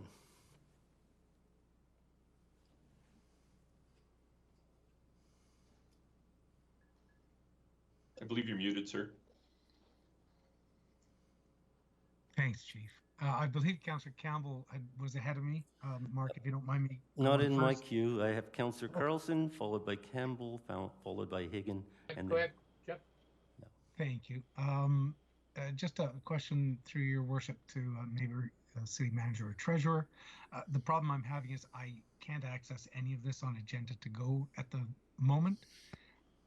So all the information I have is just on option 1. Are there updated sheets for this option 2 that we'll see? Yes, sir. Okay. Thank you. Appreciate actually, if I could just jump into that. Councillor Carlson, we did not include option 2 in the draft document.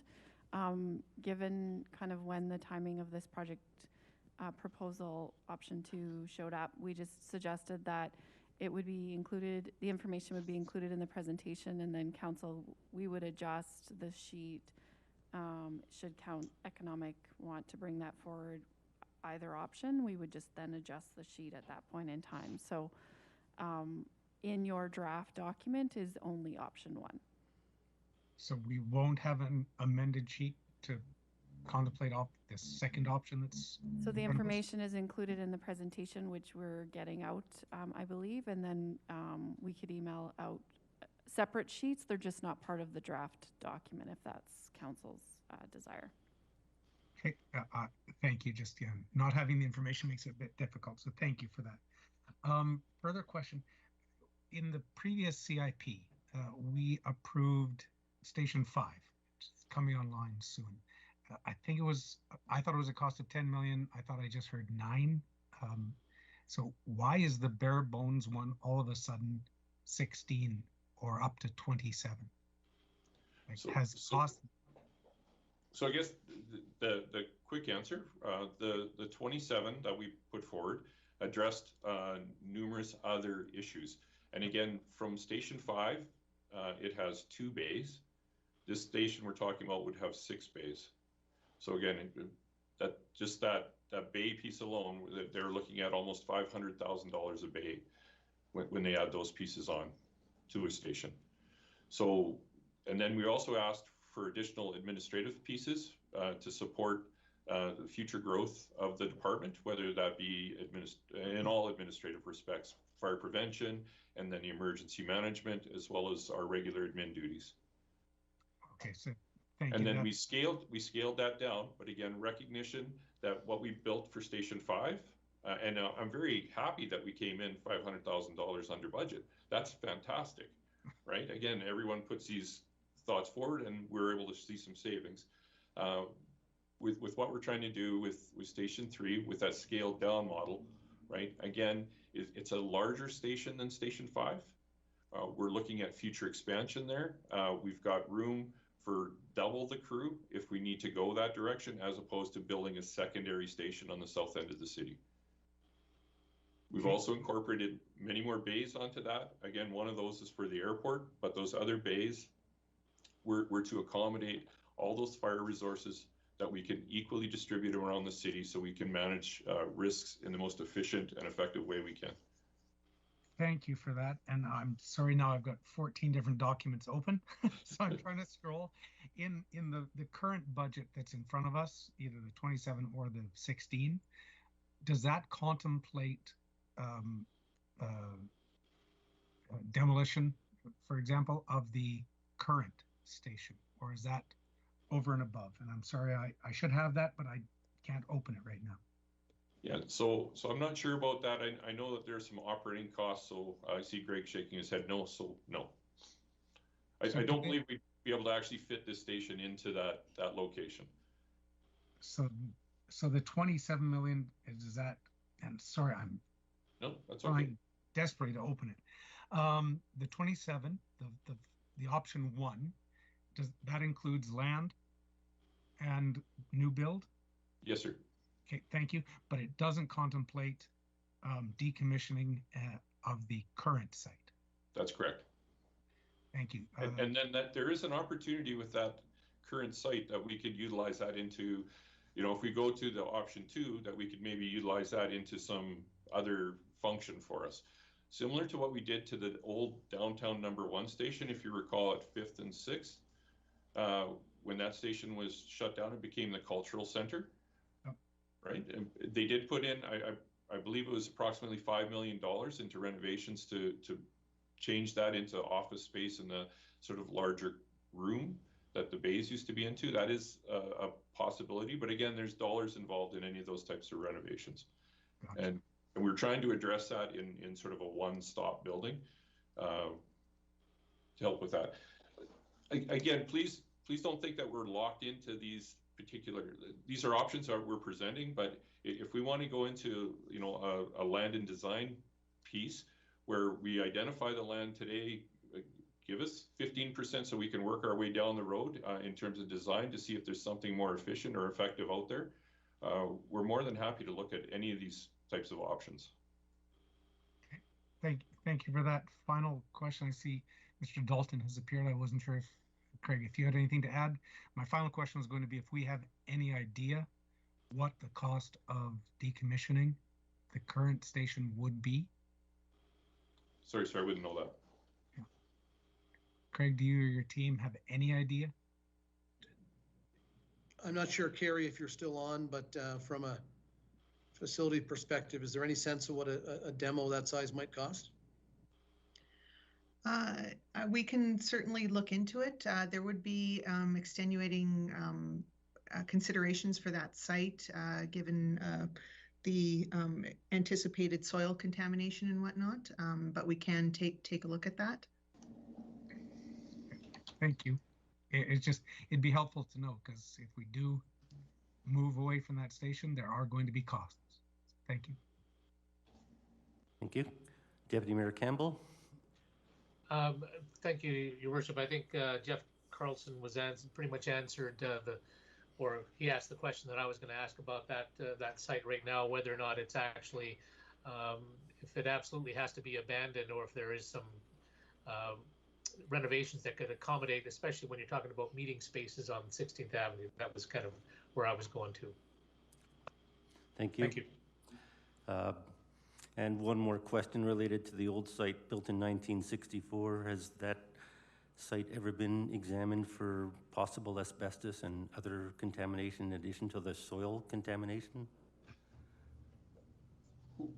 So we suspect, because of it was the location of the old Hub Oil location way back when, and then being put between two gas stations for as long as it has, that there's probably lots of contamination in the soil. And of course, we have had some vermiculite issues with the station as well. Okay. Any other questions? Mr. Dalton, did you have something to add on the topic?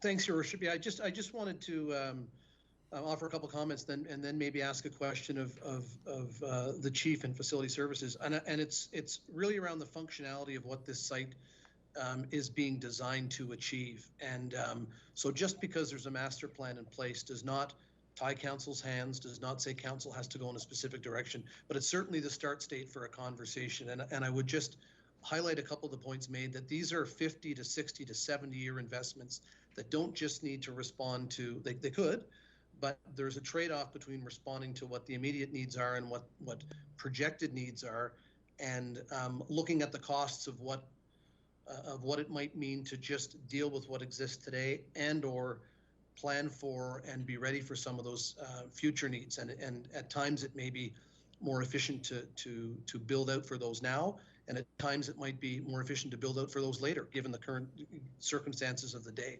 So I guess one of my observations is how clear the functional requirements are, and a number of the SPC questions seem to be focused on that, on what is the functionality desired, what's the cost per square foot. I would suggest that the last comment that Chief Rathwell made around focusing on purchasing a piece of land and conducting a functional piece of work and design is something that council or SPC might want to consider. And I sort of back to the Chief and Facility Services, I don't know where we are in terms of describing what that option might look like to council, and if that's a viable option at this time. And I have a question for Facilities and Chief Rathwell. Can we explain the process we undertake to try and determine the cost of a particular facility? Because I think that might be helpful. If we're trying to compare the cost of a Station 5 to relocating Station 3, that might well be comparing apples to bananas. And I wonder if we can just speak to that, and if that might help add to the discussion. So I'll start this off. So when we sat down to start looking at what the sort of needs would look like for our department, we started going through where we are today, looking at current state to see where all our pressures are coming from.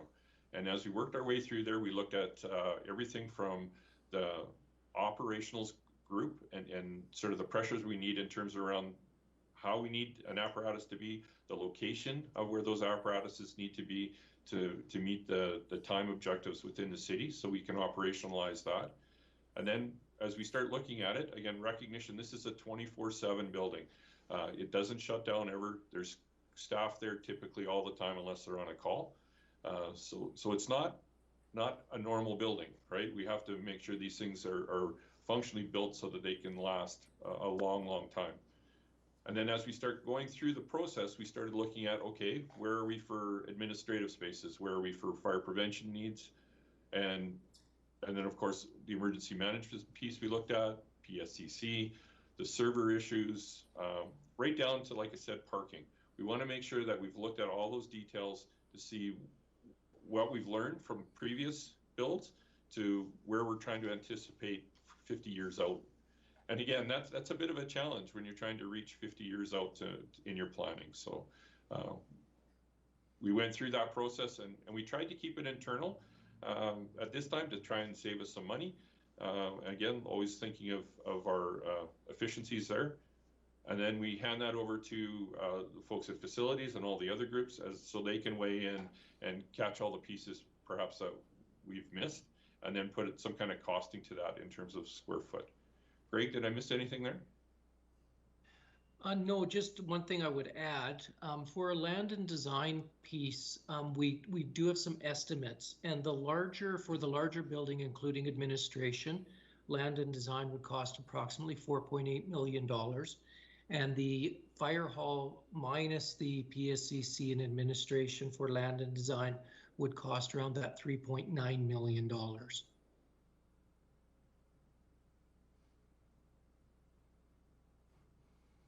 Councillor Kaufman. Thank you, Mayor Spearman. Thank you, Chief, and everybody else as well for the additional information. Just for clarification, and I was missing it, or perhaps I missed it in your comparison of option 1 and option 2, Chief. But when you look at a difference in operating costs of about $276,000 a year, if we moved from option 1 to option 2, but you take out those 4 additional pieces, are we spending more than $276,000 in operating costs by having them elsewhere? Is what's being proposed then a consolidation of those operating costs? Yes. Okay, so can you perhaps, and I don't know if this is for now, but maybe just demonstrate what that saving could be? Because all council is seeing is an increase, and that is an increase in operating costs as I would understand it, but there's obviously going to be reduction, there's going to be savings, and I think that's maybe part of the piece that's missing in this comparison, unless it's elsewhere, and I've not seen it.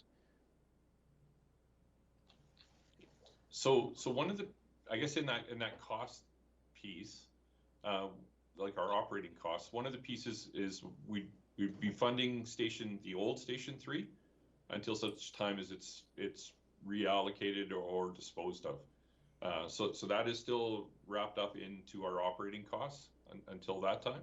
So there will be some savings there, or they would be reallocated if we were to, say, go to option 2 and then build some kind of additional administrative space there in the old building.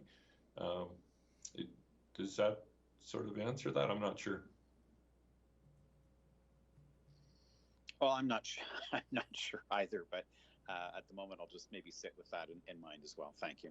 Thank you, Mayor Spearman. Okay, thank you.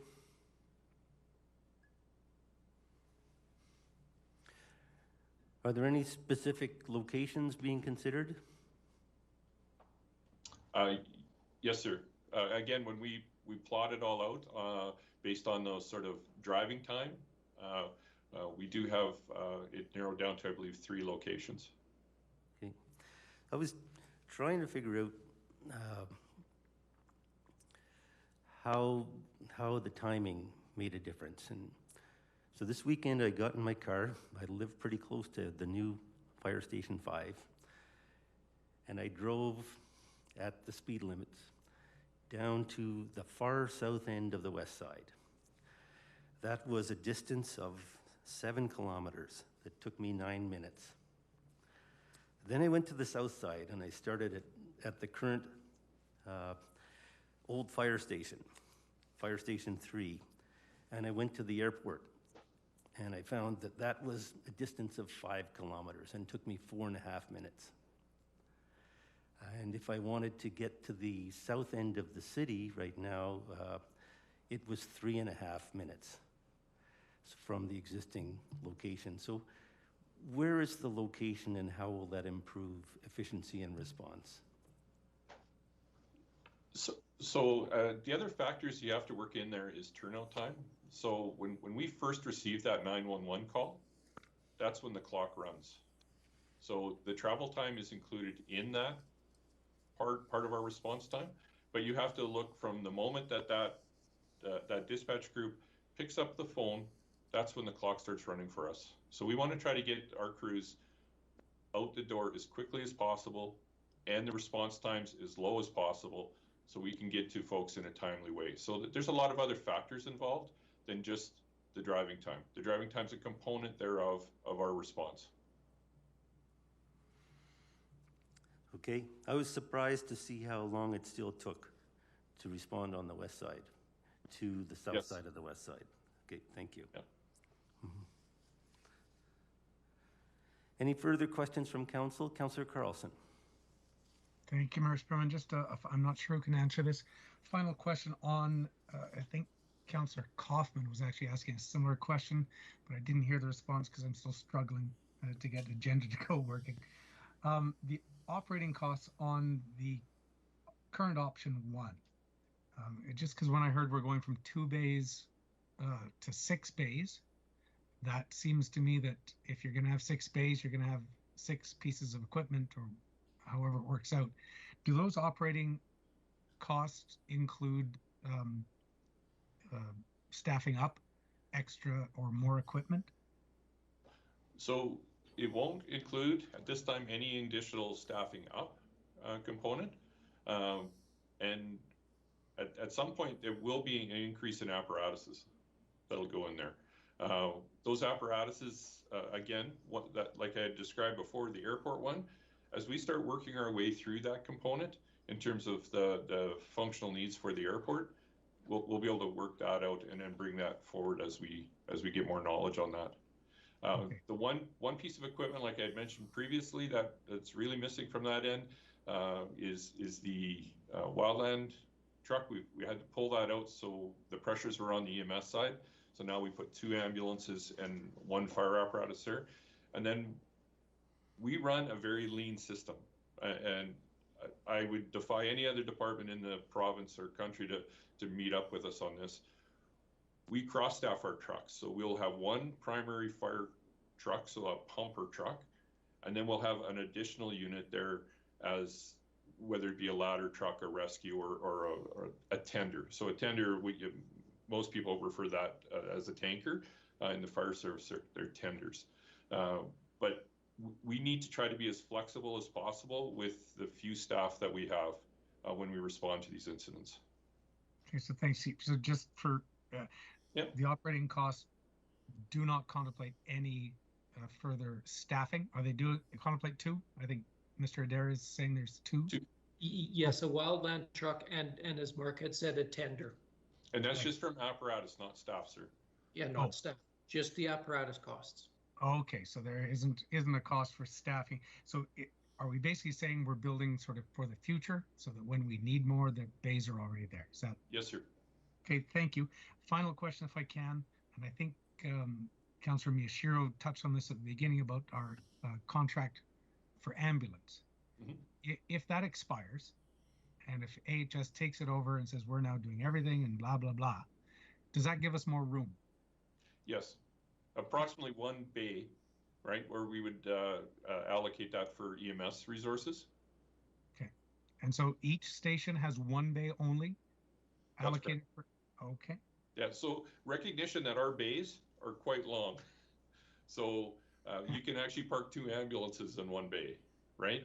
The only exception I'll throw in there, and again, I don't mean to confuse this, is our downtown station. We have 3 ambulances here that run throughout the day, but 2 of those units run on 12-hour shifts. One goes from 7 to 7, the other one goes from 12 to 12.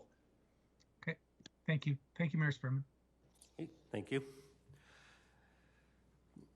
So in terms of the requirement, we're kind of funding risk as opposed to activity most of the time. When we look at fire responses are what, about 10% of total responses, and EMS is about 90%. That's what I remember from past statistics, correct? Is that? Yes, sir. With one exception, sir, is our medical first response. Okay. So that medical first response comes off our fire side of the business, and that accounts for just about 5,000 annual calls. Right, and we're anticipating that will continue to occur. Unfortunately, sir, business is continuing to increase, not decrease. Okay. Good. So in terms of the actual fire responses, how many fires do we see in Lethbridge every month? And what I understand is when we have a fire, like a significant apartment fire on the west side, like we saw last year, like we're throwing everything at it, right? We're sending units from all over the city to a major fire like that. So, but given that, how many actual fire calls do we get a year or an average per month? So overall, we do around 1,800 responses on the fire side of the business. And again, that could be anything from a basic alarm to a garbage can on fire to an apartment on fire. And one might just need one truck, and others might need everything in the city plus mutual aid responses from other folks. A great example of this one was when we had the Sunridge fire, where we had multiple houses on fire. We also had other events going on that pressured us, and we ended up calling in our mutual aid partners from Coaldale to come in and assist us with these fires. We run, like I said, a very lean system. So when we get large events or multiple events, we need to be as flexible as we can. Good. And we do collaborate with regional partners, like you say, like Coaldale. They've got a unique piece of equipment that we don't have in the city of Lethbridge, for example. Yeah.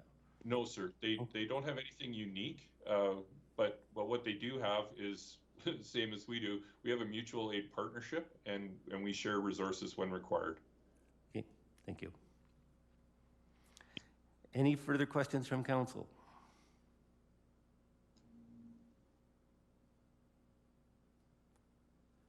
I see none.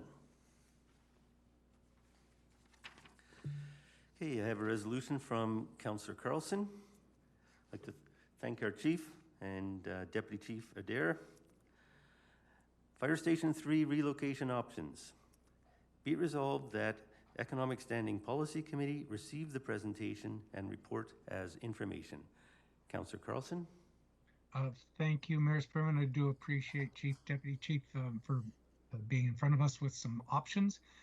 I do hope that council will get all the information on these options. And I think one that was further explored or at least mentioned was, I think Chief, you said 15% for land and design or planning. If we can get all of those options with some costing and information, I'd greatly appreciate it. Perhaps my colleagues would too. But if there's nothing further, I'll call for the vote. Okay, question's been called. All in favor? Any opposed? And that is unanimous. I think we're now scheduled to take a lunch break. Unless council wants to go on with submissions for a little while. What does council wish to do at this time? Sure. Deal with the submissions? Sure. Sure. What? Okay. So we'll move on to 5.2 because we've dealt with 5.1, or more information will be coming back on 5.1 for the engagement results. So 5.2 is pickleball CIP supplemental information. Mr. Robin Harper.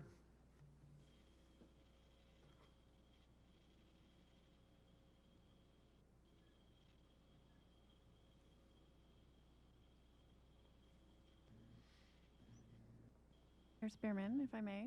Yes. The submissions are just additional information based on questions that were asked of council or economic in the past, and so it would really just be if there's any additional questions or that economic might have. Okay, so we do have the report in front of us. Councillor Kaufman. Thank you, Mayor Spearman. Thank you, Ms. Pinkson and looks like Mr. Harper, Mr. Ellis for the additional information. So as I understand, based on the information provided, we'd be looking at $650,000 as an upgrade to meet the requests of the community based on what we heard for their request at Galt Gardens, correct? Legacy Park. Yeah, and to do the upgrade at Legacy. I'm just making certain that I understand the information that's been put in front of us. So Mr. Hawkins, can you confirm that that's accurate? Yeah, just so this is council asked for us to provide some additional information about what it would take, what would be the investment to try to come close to what the community group has asked for. Let's be clear though, that the community group is not interested in expanding Legacy Park. They would prefer to be located in Galt Gardens. That's our understanding. So that was what was presented in your package as a draft. The existing pickleball courts at Legacy are really for recreational purposes, and as much as we could make them more tournament ready, it is a suboptimal situation given where the existing 6 courts exist today and where we could practically expand. So as much as we've attempted to provide some additional information to council as requested at the previous SBC meeting, this is not something that administration is recommending in terms of an investment, because it doesn't really meet the community's needs to the extent that they've described their needs, and the only way we could come closer to meeting their needs is we'd actually have to expand and remove some existing facilities at Legacy Park, and that isn't something that the administration is recommending. Thank you, Mr. Hawkins. When was the current one installed then at Legacy Park? 2 years ago? A year ago? It was 2 or 3 years ago, that's correct. Okay, so it does beg the question then about consultation, because from Mr. Witzke's presentation and certainly the letters that have been coming in, it sounds like there's been knowledge that we could actually be doing a 12-court facility or should be doing a 12-court facility. So maybe that's a future inquiry to council. Yeah, I actually, you know what, I better step out before I go the direction I'm going. Thank you, Mr. Chairman. Thank you. Councillor Miyashiro. Thank you, Mr. Chairman. Does anyone know if the pickleball club wanted to put any funding or apply for any grants to help pay for this upgrade Legacy? I'm not aware of anything, Councillor Miyashiro. Not at this point, no. Obviously, as a community group, there are granting opportunities that they can pursue, but nothing has been applied for or pursued and secured at this particular point. Great, thank you. Councillor Carlson. Thank you, Mayor Sperman. Thank you for the updated information for us. So the way I'm reading this is our best guess is it would cost about half to upgrade our current courts compared to what the ask was previously. Is that correct? That's correct. Okay, thank you for that. Can somebody just help me? I know we got a lot of information about pickleball, saw the videos and read all the history. How many months a year would these courts be usable?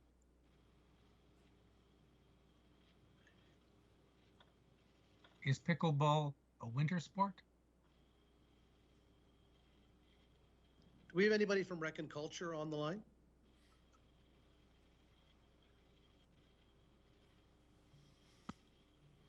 Well, I can tell you from my other work is that pickleball, when it is too windy, they want to come indoors. Mm-hmm. And obviously you can't play outside unless you're in COVID and the guys really want to play and they go out in toques and mitts. But certainly when you're talking about outdoors, it'd be like tennis, it'd be like any other outdoor sport. Okay, thank you for that.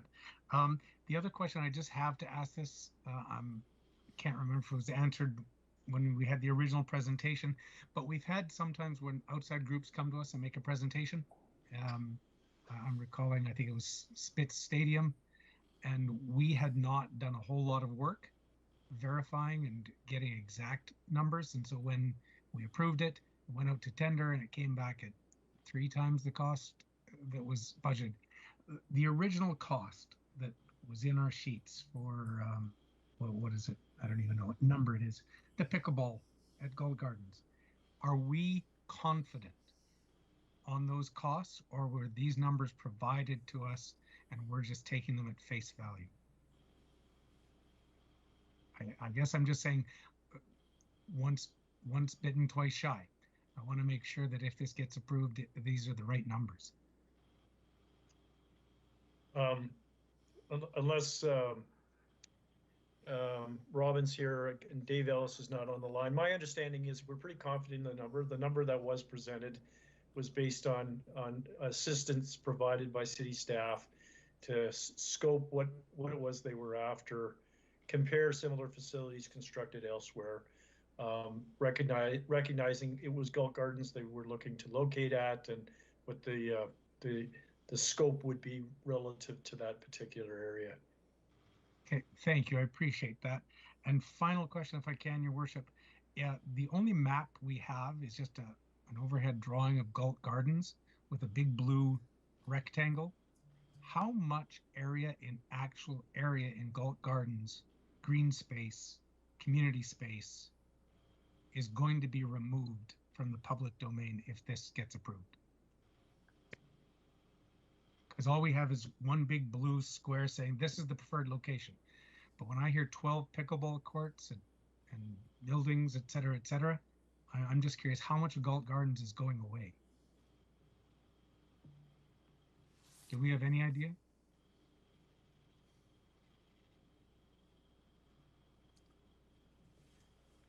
Can anybody confirm whether they've worked with the proponent on this to that level of detail? I.e., is the map to scale? Does anybody have that information? Through the chair, it's Mike Fox here. I don't believe that we had enough time to do it to a direct scale for the effect on the gardens. But I know that Robin and I believe infrastructure, facility services, they did take a look at that and sort of scaled it off of other pickle courts. So, but we haven't done a intense design or a scaling on the Galt Gardens. Okay, so the blue box, is that what's, I'm sorry, that's all I have is a blue box. Every square inch of that will be pickleball courts. Is that what is being proposed? Can I just assume that if this got approved, that chunk of Galt Gardens is gone? That is my understanding. Okay, thank you. Thank you, Mayor Spearman. Councillor Higgin. Thank you, Mayor Spearman. Question I have is going back to, 3-4 years ago, I guess I heard when these pickleball courts were put into Legacy Park. The question I have is at that time, and I'm not sure who can answer this, there must have been some community engagement, because it seems like there's some concerns with the courts there, wind, etc. And we proceeded with putting these courts in there, obviously not being directly or only for pickleball, but I'm just curious to know what community engagement was done at the time regarding pickleball in Legacy Park area prior to doing that construction. Can somebody maybe answer that for me? I can start off here. That there was an extensive master planning exercise and extensive community engagement with respect to the full design and all of the amenities, all of the associated improvements with Legacy Park. And the intention, to the extent that the pickleball club was still in its infancy at that stage, as I understand, I don't recall there being a whole lot of input provided around the extent to which those courts would be constructed.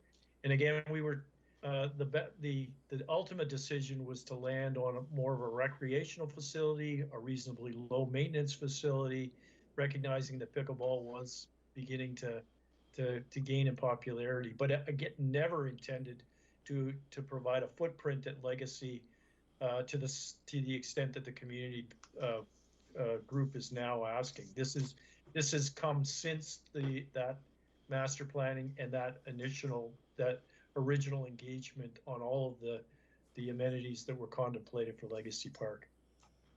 Thank you, because I do recall a lot of comments from the pickleball group there during the time of planning for this, and so I just was curious to know of that engagement, because I hate throwing good money after bad, or maybe it's bad after good. I'm not sure what way to put it, but when we're constructing something or putting something together, it's just concerning that we don't get it, I guess, right the first time, and I don't expect that we're ever going to do that. We learn as we go, and as you had mentioned, Mr. Hawkins, that engagement, maybe it wasn't as vibrant at the time that we did this, but it's just something maybe to look forward for the future, to make sure that we do have that community engagement with these partners and these stakeholders, so that we can kind of kill two birds with one stone if we could, and get it done right the first time. But I understand, and I thank you for your answer.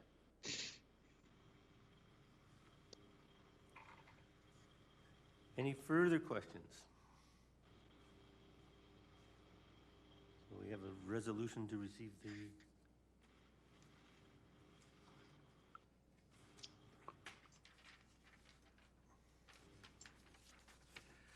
Okay, you have a resolution from Councillor Carlson, existing pickleball improvements at Legacy Park. Be it resolved that the Economic Standing Policy Committee receive the report as information. Councillor Carlson? Thank you, Mayor Sperman. Yeah.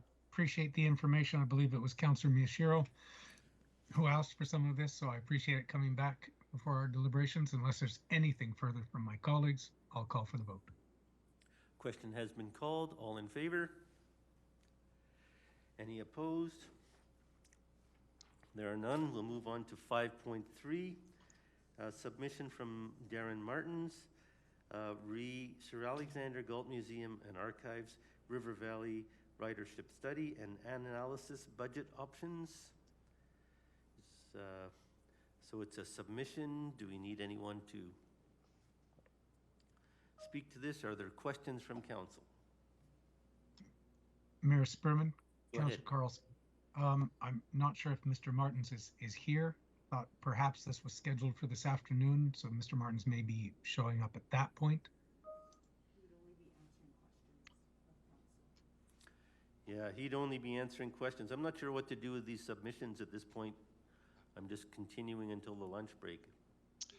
Your Worship, Mr. Martins, Darren Martins here. Oh, excellent. Thank you. Go ahead. All right, Mr. Martins is available. Are there questions from council on the submission?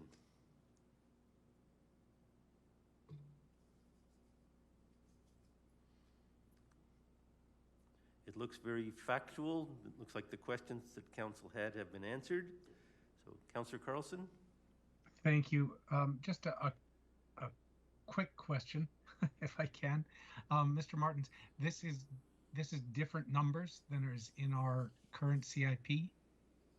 I just need some help because I can't switch back and forth for some reason. The option that's presented in our CIP, and I'm just going by memory, I think was around 98,000, just shy of 100 if I recall. But the three options here all have different numbers. Can you maybe talk me through what the differences are and what you're actually requesting? Your Worship, through you. Thank you for the question. The initial revision of CIP project D38 had a prior, as I understand it, a prior approval of $100,000, and for this upcoming CIP was $98,000. And the original request was for $198,000, which took into account 2022 dollars. Originally, the options that and the requests for prices for with the original other stakeholders came in at $186,000. That was the price estimate, and it has been adjusted for 2022 dollars. Option number 2 is as requested by the Economic SPC. We worked with our friends and colleagues in transit and comparing apples to apples. Their estimate comes in at 153,691. Option 3 deviates from the original request and takes into account incorporating an option which would be integrated into the current transit system, and that's why that number is substantially lower. Okay, so help me out here. So what are the numbers we're actually looking at then? If you're saying that there was 100,000 approved in the previous CIP, and you've got option 1, option 2, option 3, and they've got 186, 153, and 0.84 100,000 attached to them. So is that saying that for option 1, you need 86,000 more? Option 2, you need 53,000 more, and option 3, you're actually need 15,000 less. I'm just trying to figure out how to read these. Sorry. Yes, I believe that's correct. Okay, so thank you. Okay, thank you, Mayor Spearman. Okay, any further questions?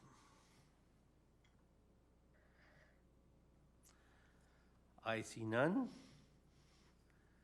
So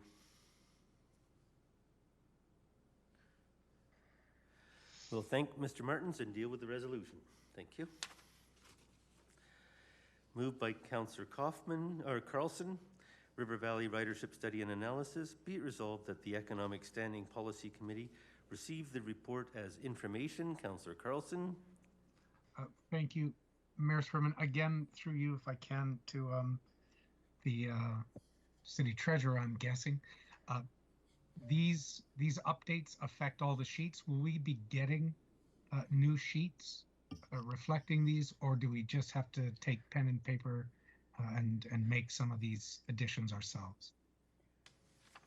Mayor Spearman, through to Councillor Carlson. So we did not create additional sheets. This information came in, all of these updates came in very late, and we were scrambling to try and get the information together.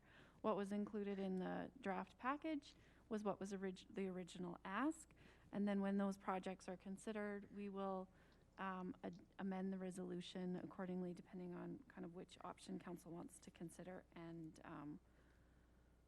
adjust. Okay, so thank you. So we should just keep these sheets in front of us, so when we're talking about these projects, we have the new numbers in front of us, and then we can update the sheets as approvals happen or do not, correct? That's correct. Excellent. Thank you. Thank you, Mayor Spearman. Unless there's anything else from my colleagues, I'll call for the vote and thank Mr. Martins. Okay, question has been called. All in favor? Any opposed? That is unanimous. Okay, the next submission is performing arts. Do we want to keep going? Okay. So, Mr. Harper, are there questions on the submission provided by Mr. Harper regarding the operating forecast starting in 2031 for the Performing Arts Center? Anyone?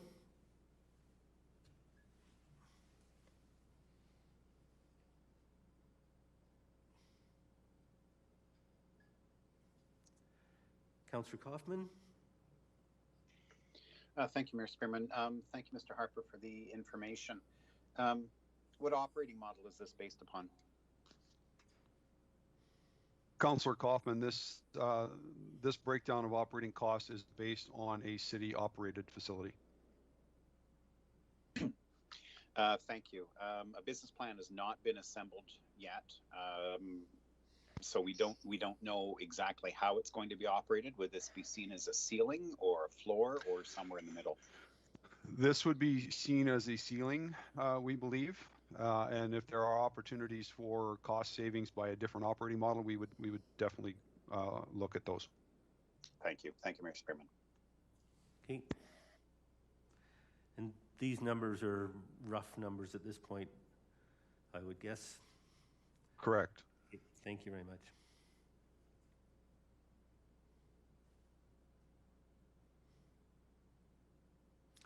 Are there any further questions? Okay, I see none. So we'll deal with the resolution.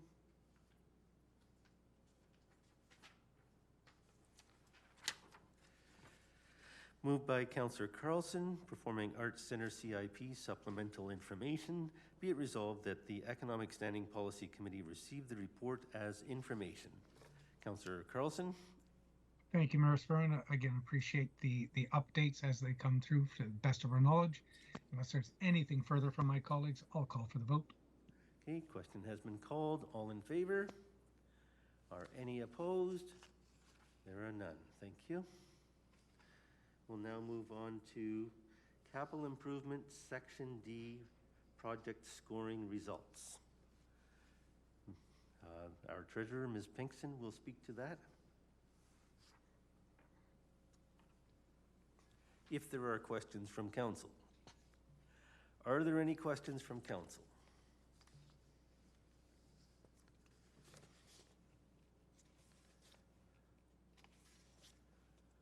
I see none. The information is provided as a guide, not as a definitive recommendation. Each councillor can consider the information as they wish. Is that correct, Ms. Pinkston? That's correct, Mayor Spearman. This was based on an approval by City Council related to project prioritization criteria, and this was the result of administration going through the exercise of scoring the projects in Section D. You may or may not have the answer to this question.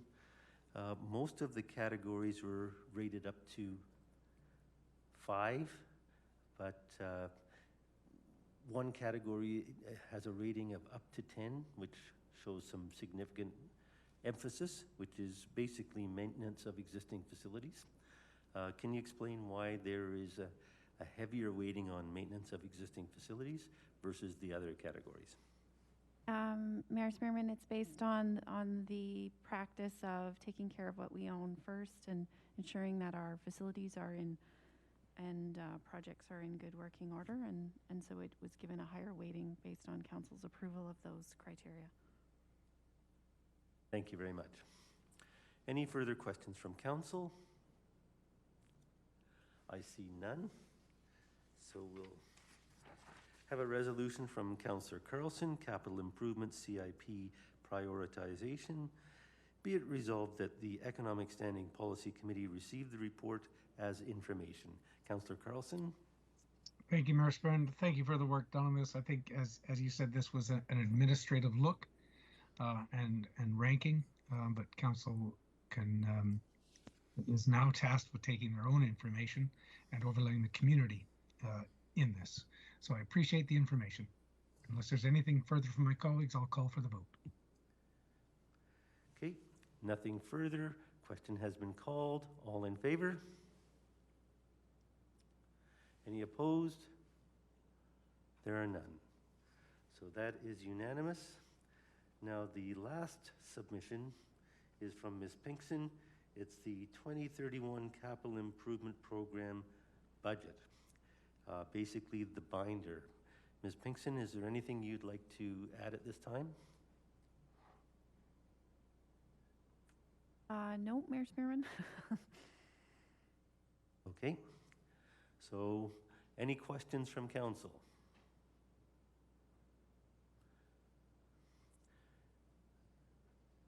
So will there be any further updates to the binder? For example, the additional option for the fire hall, number 3, and others, will those be included in the binder? No, it would be my recommendation, Mayor Spearman, that as those projects come up, that information will be adjusted in the binder for the final document when decisions are made about which option council wishes to proceed with. So just given the uncertainty of the information, we just left what was originally presented and then provided council with additional information as it was coming in. So all of that information will feed into the discussion when each of those projects in Section D are considered. Okay, thank you. Councillor Higgin. Thank you, Mayor Spearman. My question is just in regards to process. Is it okay if I ask it now, or? Go ahead. Okay, I'm just curious to know is I'm sure council's getting multiple emails regarding different resolutions that have been passed, and I just wanted to confirm with our city solicitor or who could answer this question that currently now that we're in deliberations that replying to emails is something that we should not be doing, correct? Or reading, opening, is that correct? Or can someone help me with that? Yep. Mr. Loman? There's no public hearing associated with these deliberations, so the rules that apply in the planning context don't apply to these. Okay, so these emails that we're getting, for example, for any of these resolutions, we can reply to, and that's totally fine. Yes. Thank you very much. Appreciate that. Thank you, Mayor Spearman. And on any specific project, it's always helpful if all members of council have the same information. So if people are writing to one or two councillors, they may have very legitimate questions, but it'd be helpful if, and helpful to the understanding of all councillors, if we would all receive the same information on the questions and the replies. So thank you. Councillor Kaufman.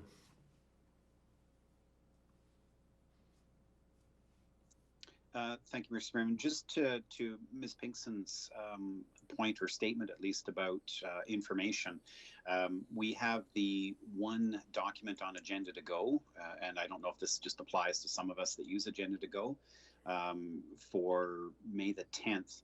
Will this be updated then as additional information comes through? I heard the statement that nothing's going to be updated in the CIP binder, which is fine, but will additional information just be added to this page for simplicity of use for the end user, which is council?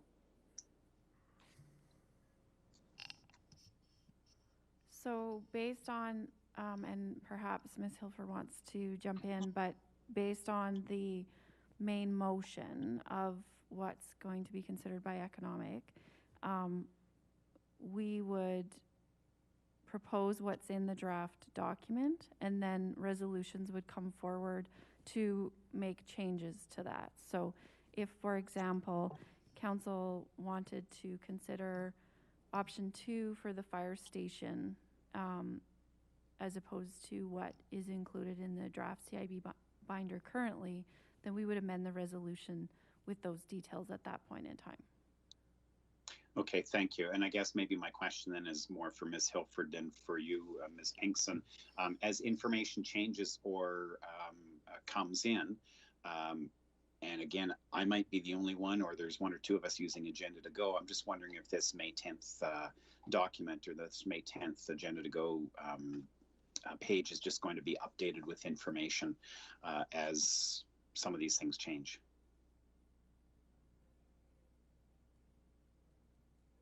I'm just wanting to know where members of council can go to get the additional information as it's added or as it's updated. Hoffman, as we get it, we will update it for sure as soon as we can, but that doesn't mean that it will be updated in Agenda to Go or the web right away, because the system is running right now, so we'd either have to wait till recess or end of the day. If Ryan wants to jump in and clarify, no, he said that's good, the answer. So yeah, as we get information, we could definitely send it out to council or update all the agendas, Agenda to Go or the on-base agenda. Okay, thank you. Thank you, Madam Clerk. Thank you, Mayor Spearman. Thank you. Okay, it's 12:05. Might be the right time to take a break. And what time, Madam Clerk, would we resume? 1:05. We would resume 1 hour from now at 1:05. Do we have any remaining resolutions? Okay, we passed. Okay. All right. So we will resume at 1:05, and we'll see councillors then. Thank you.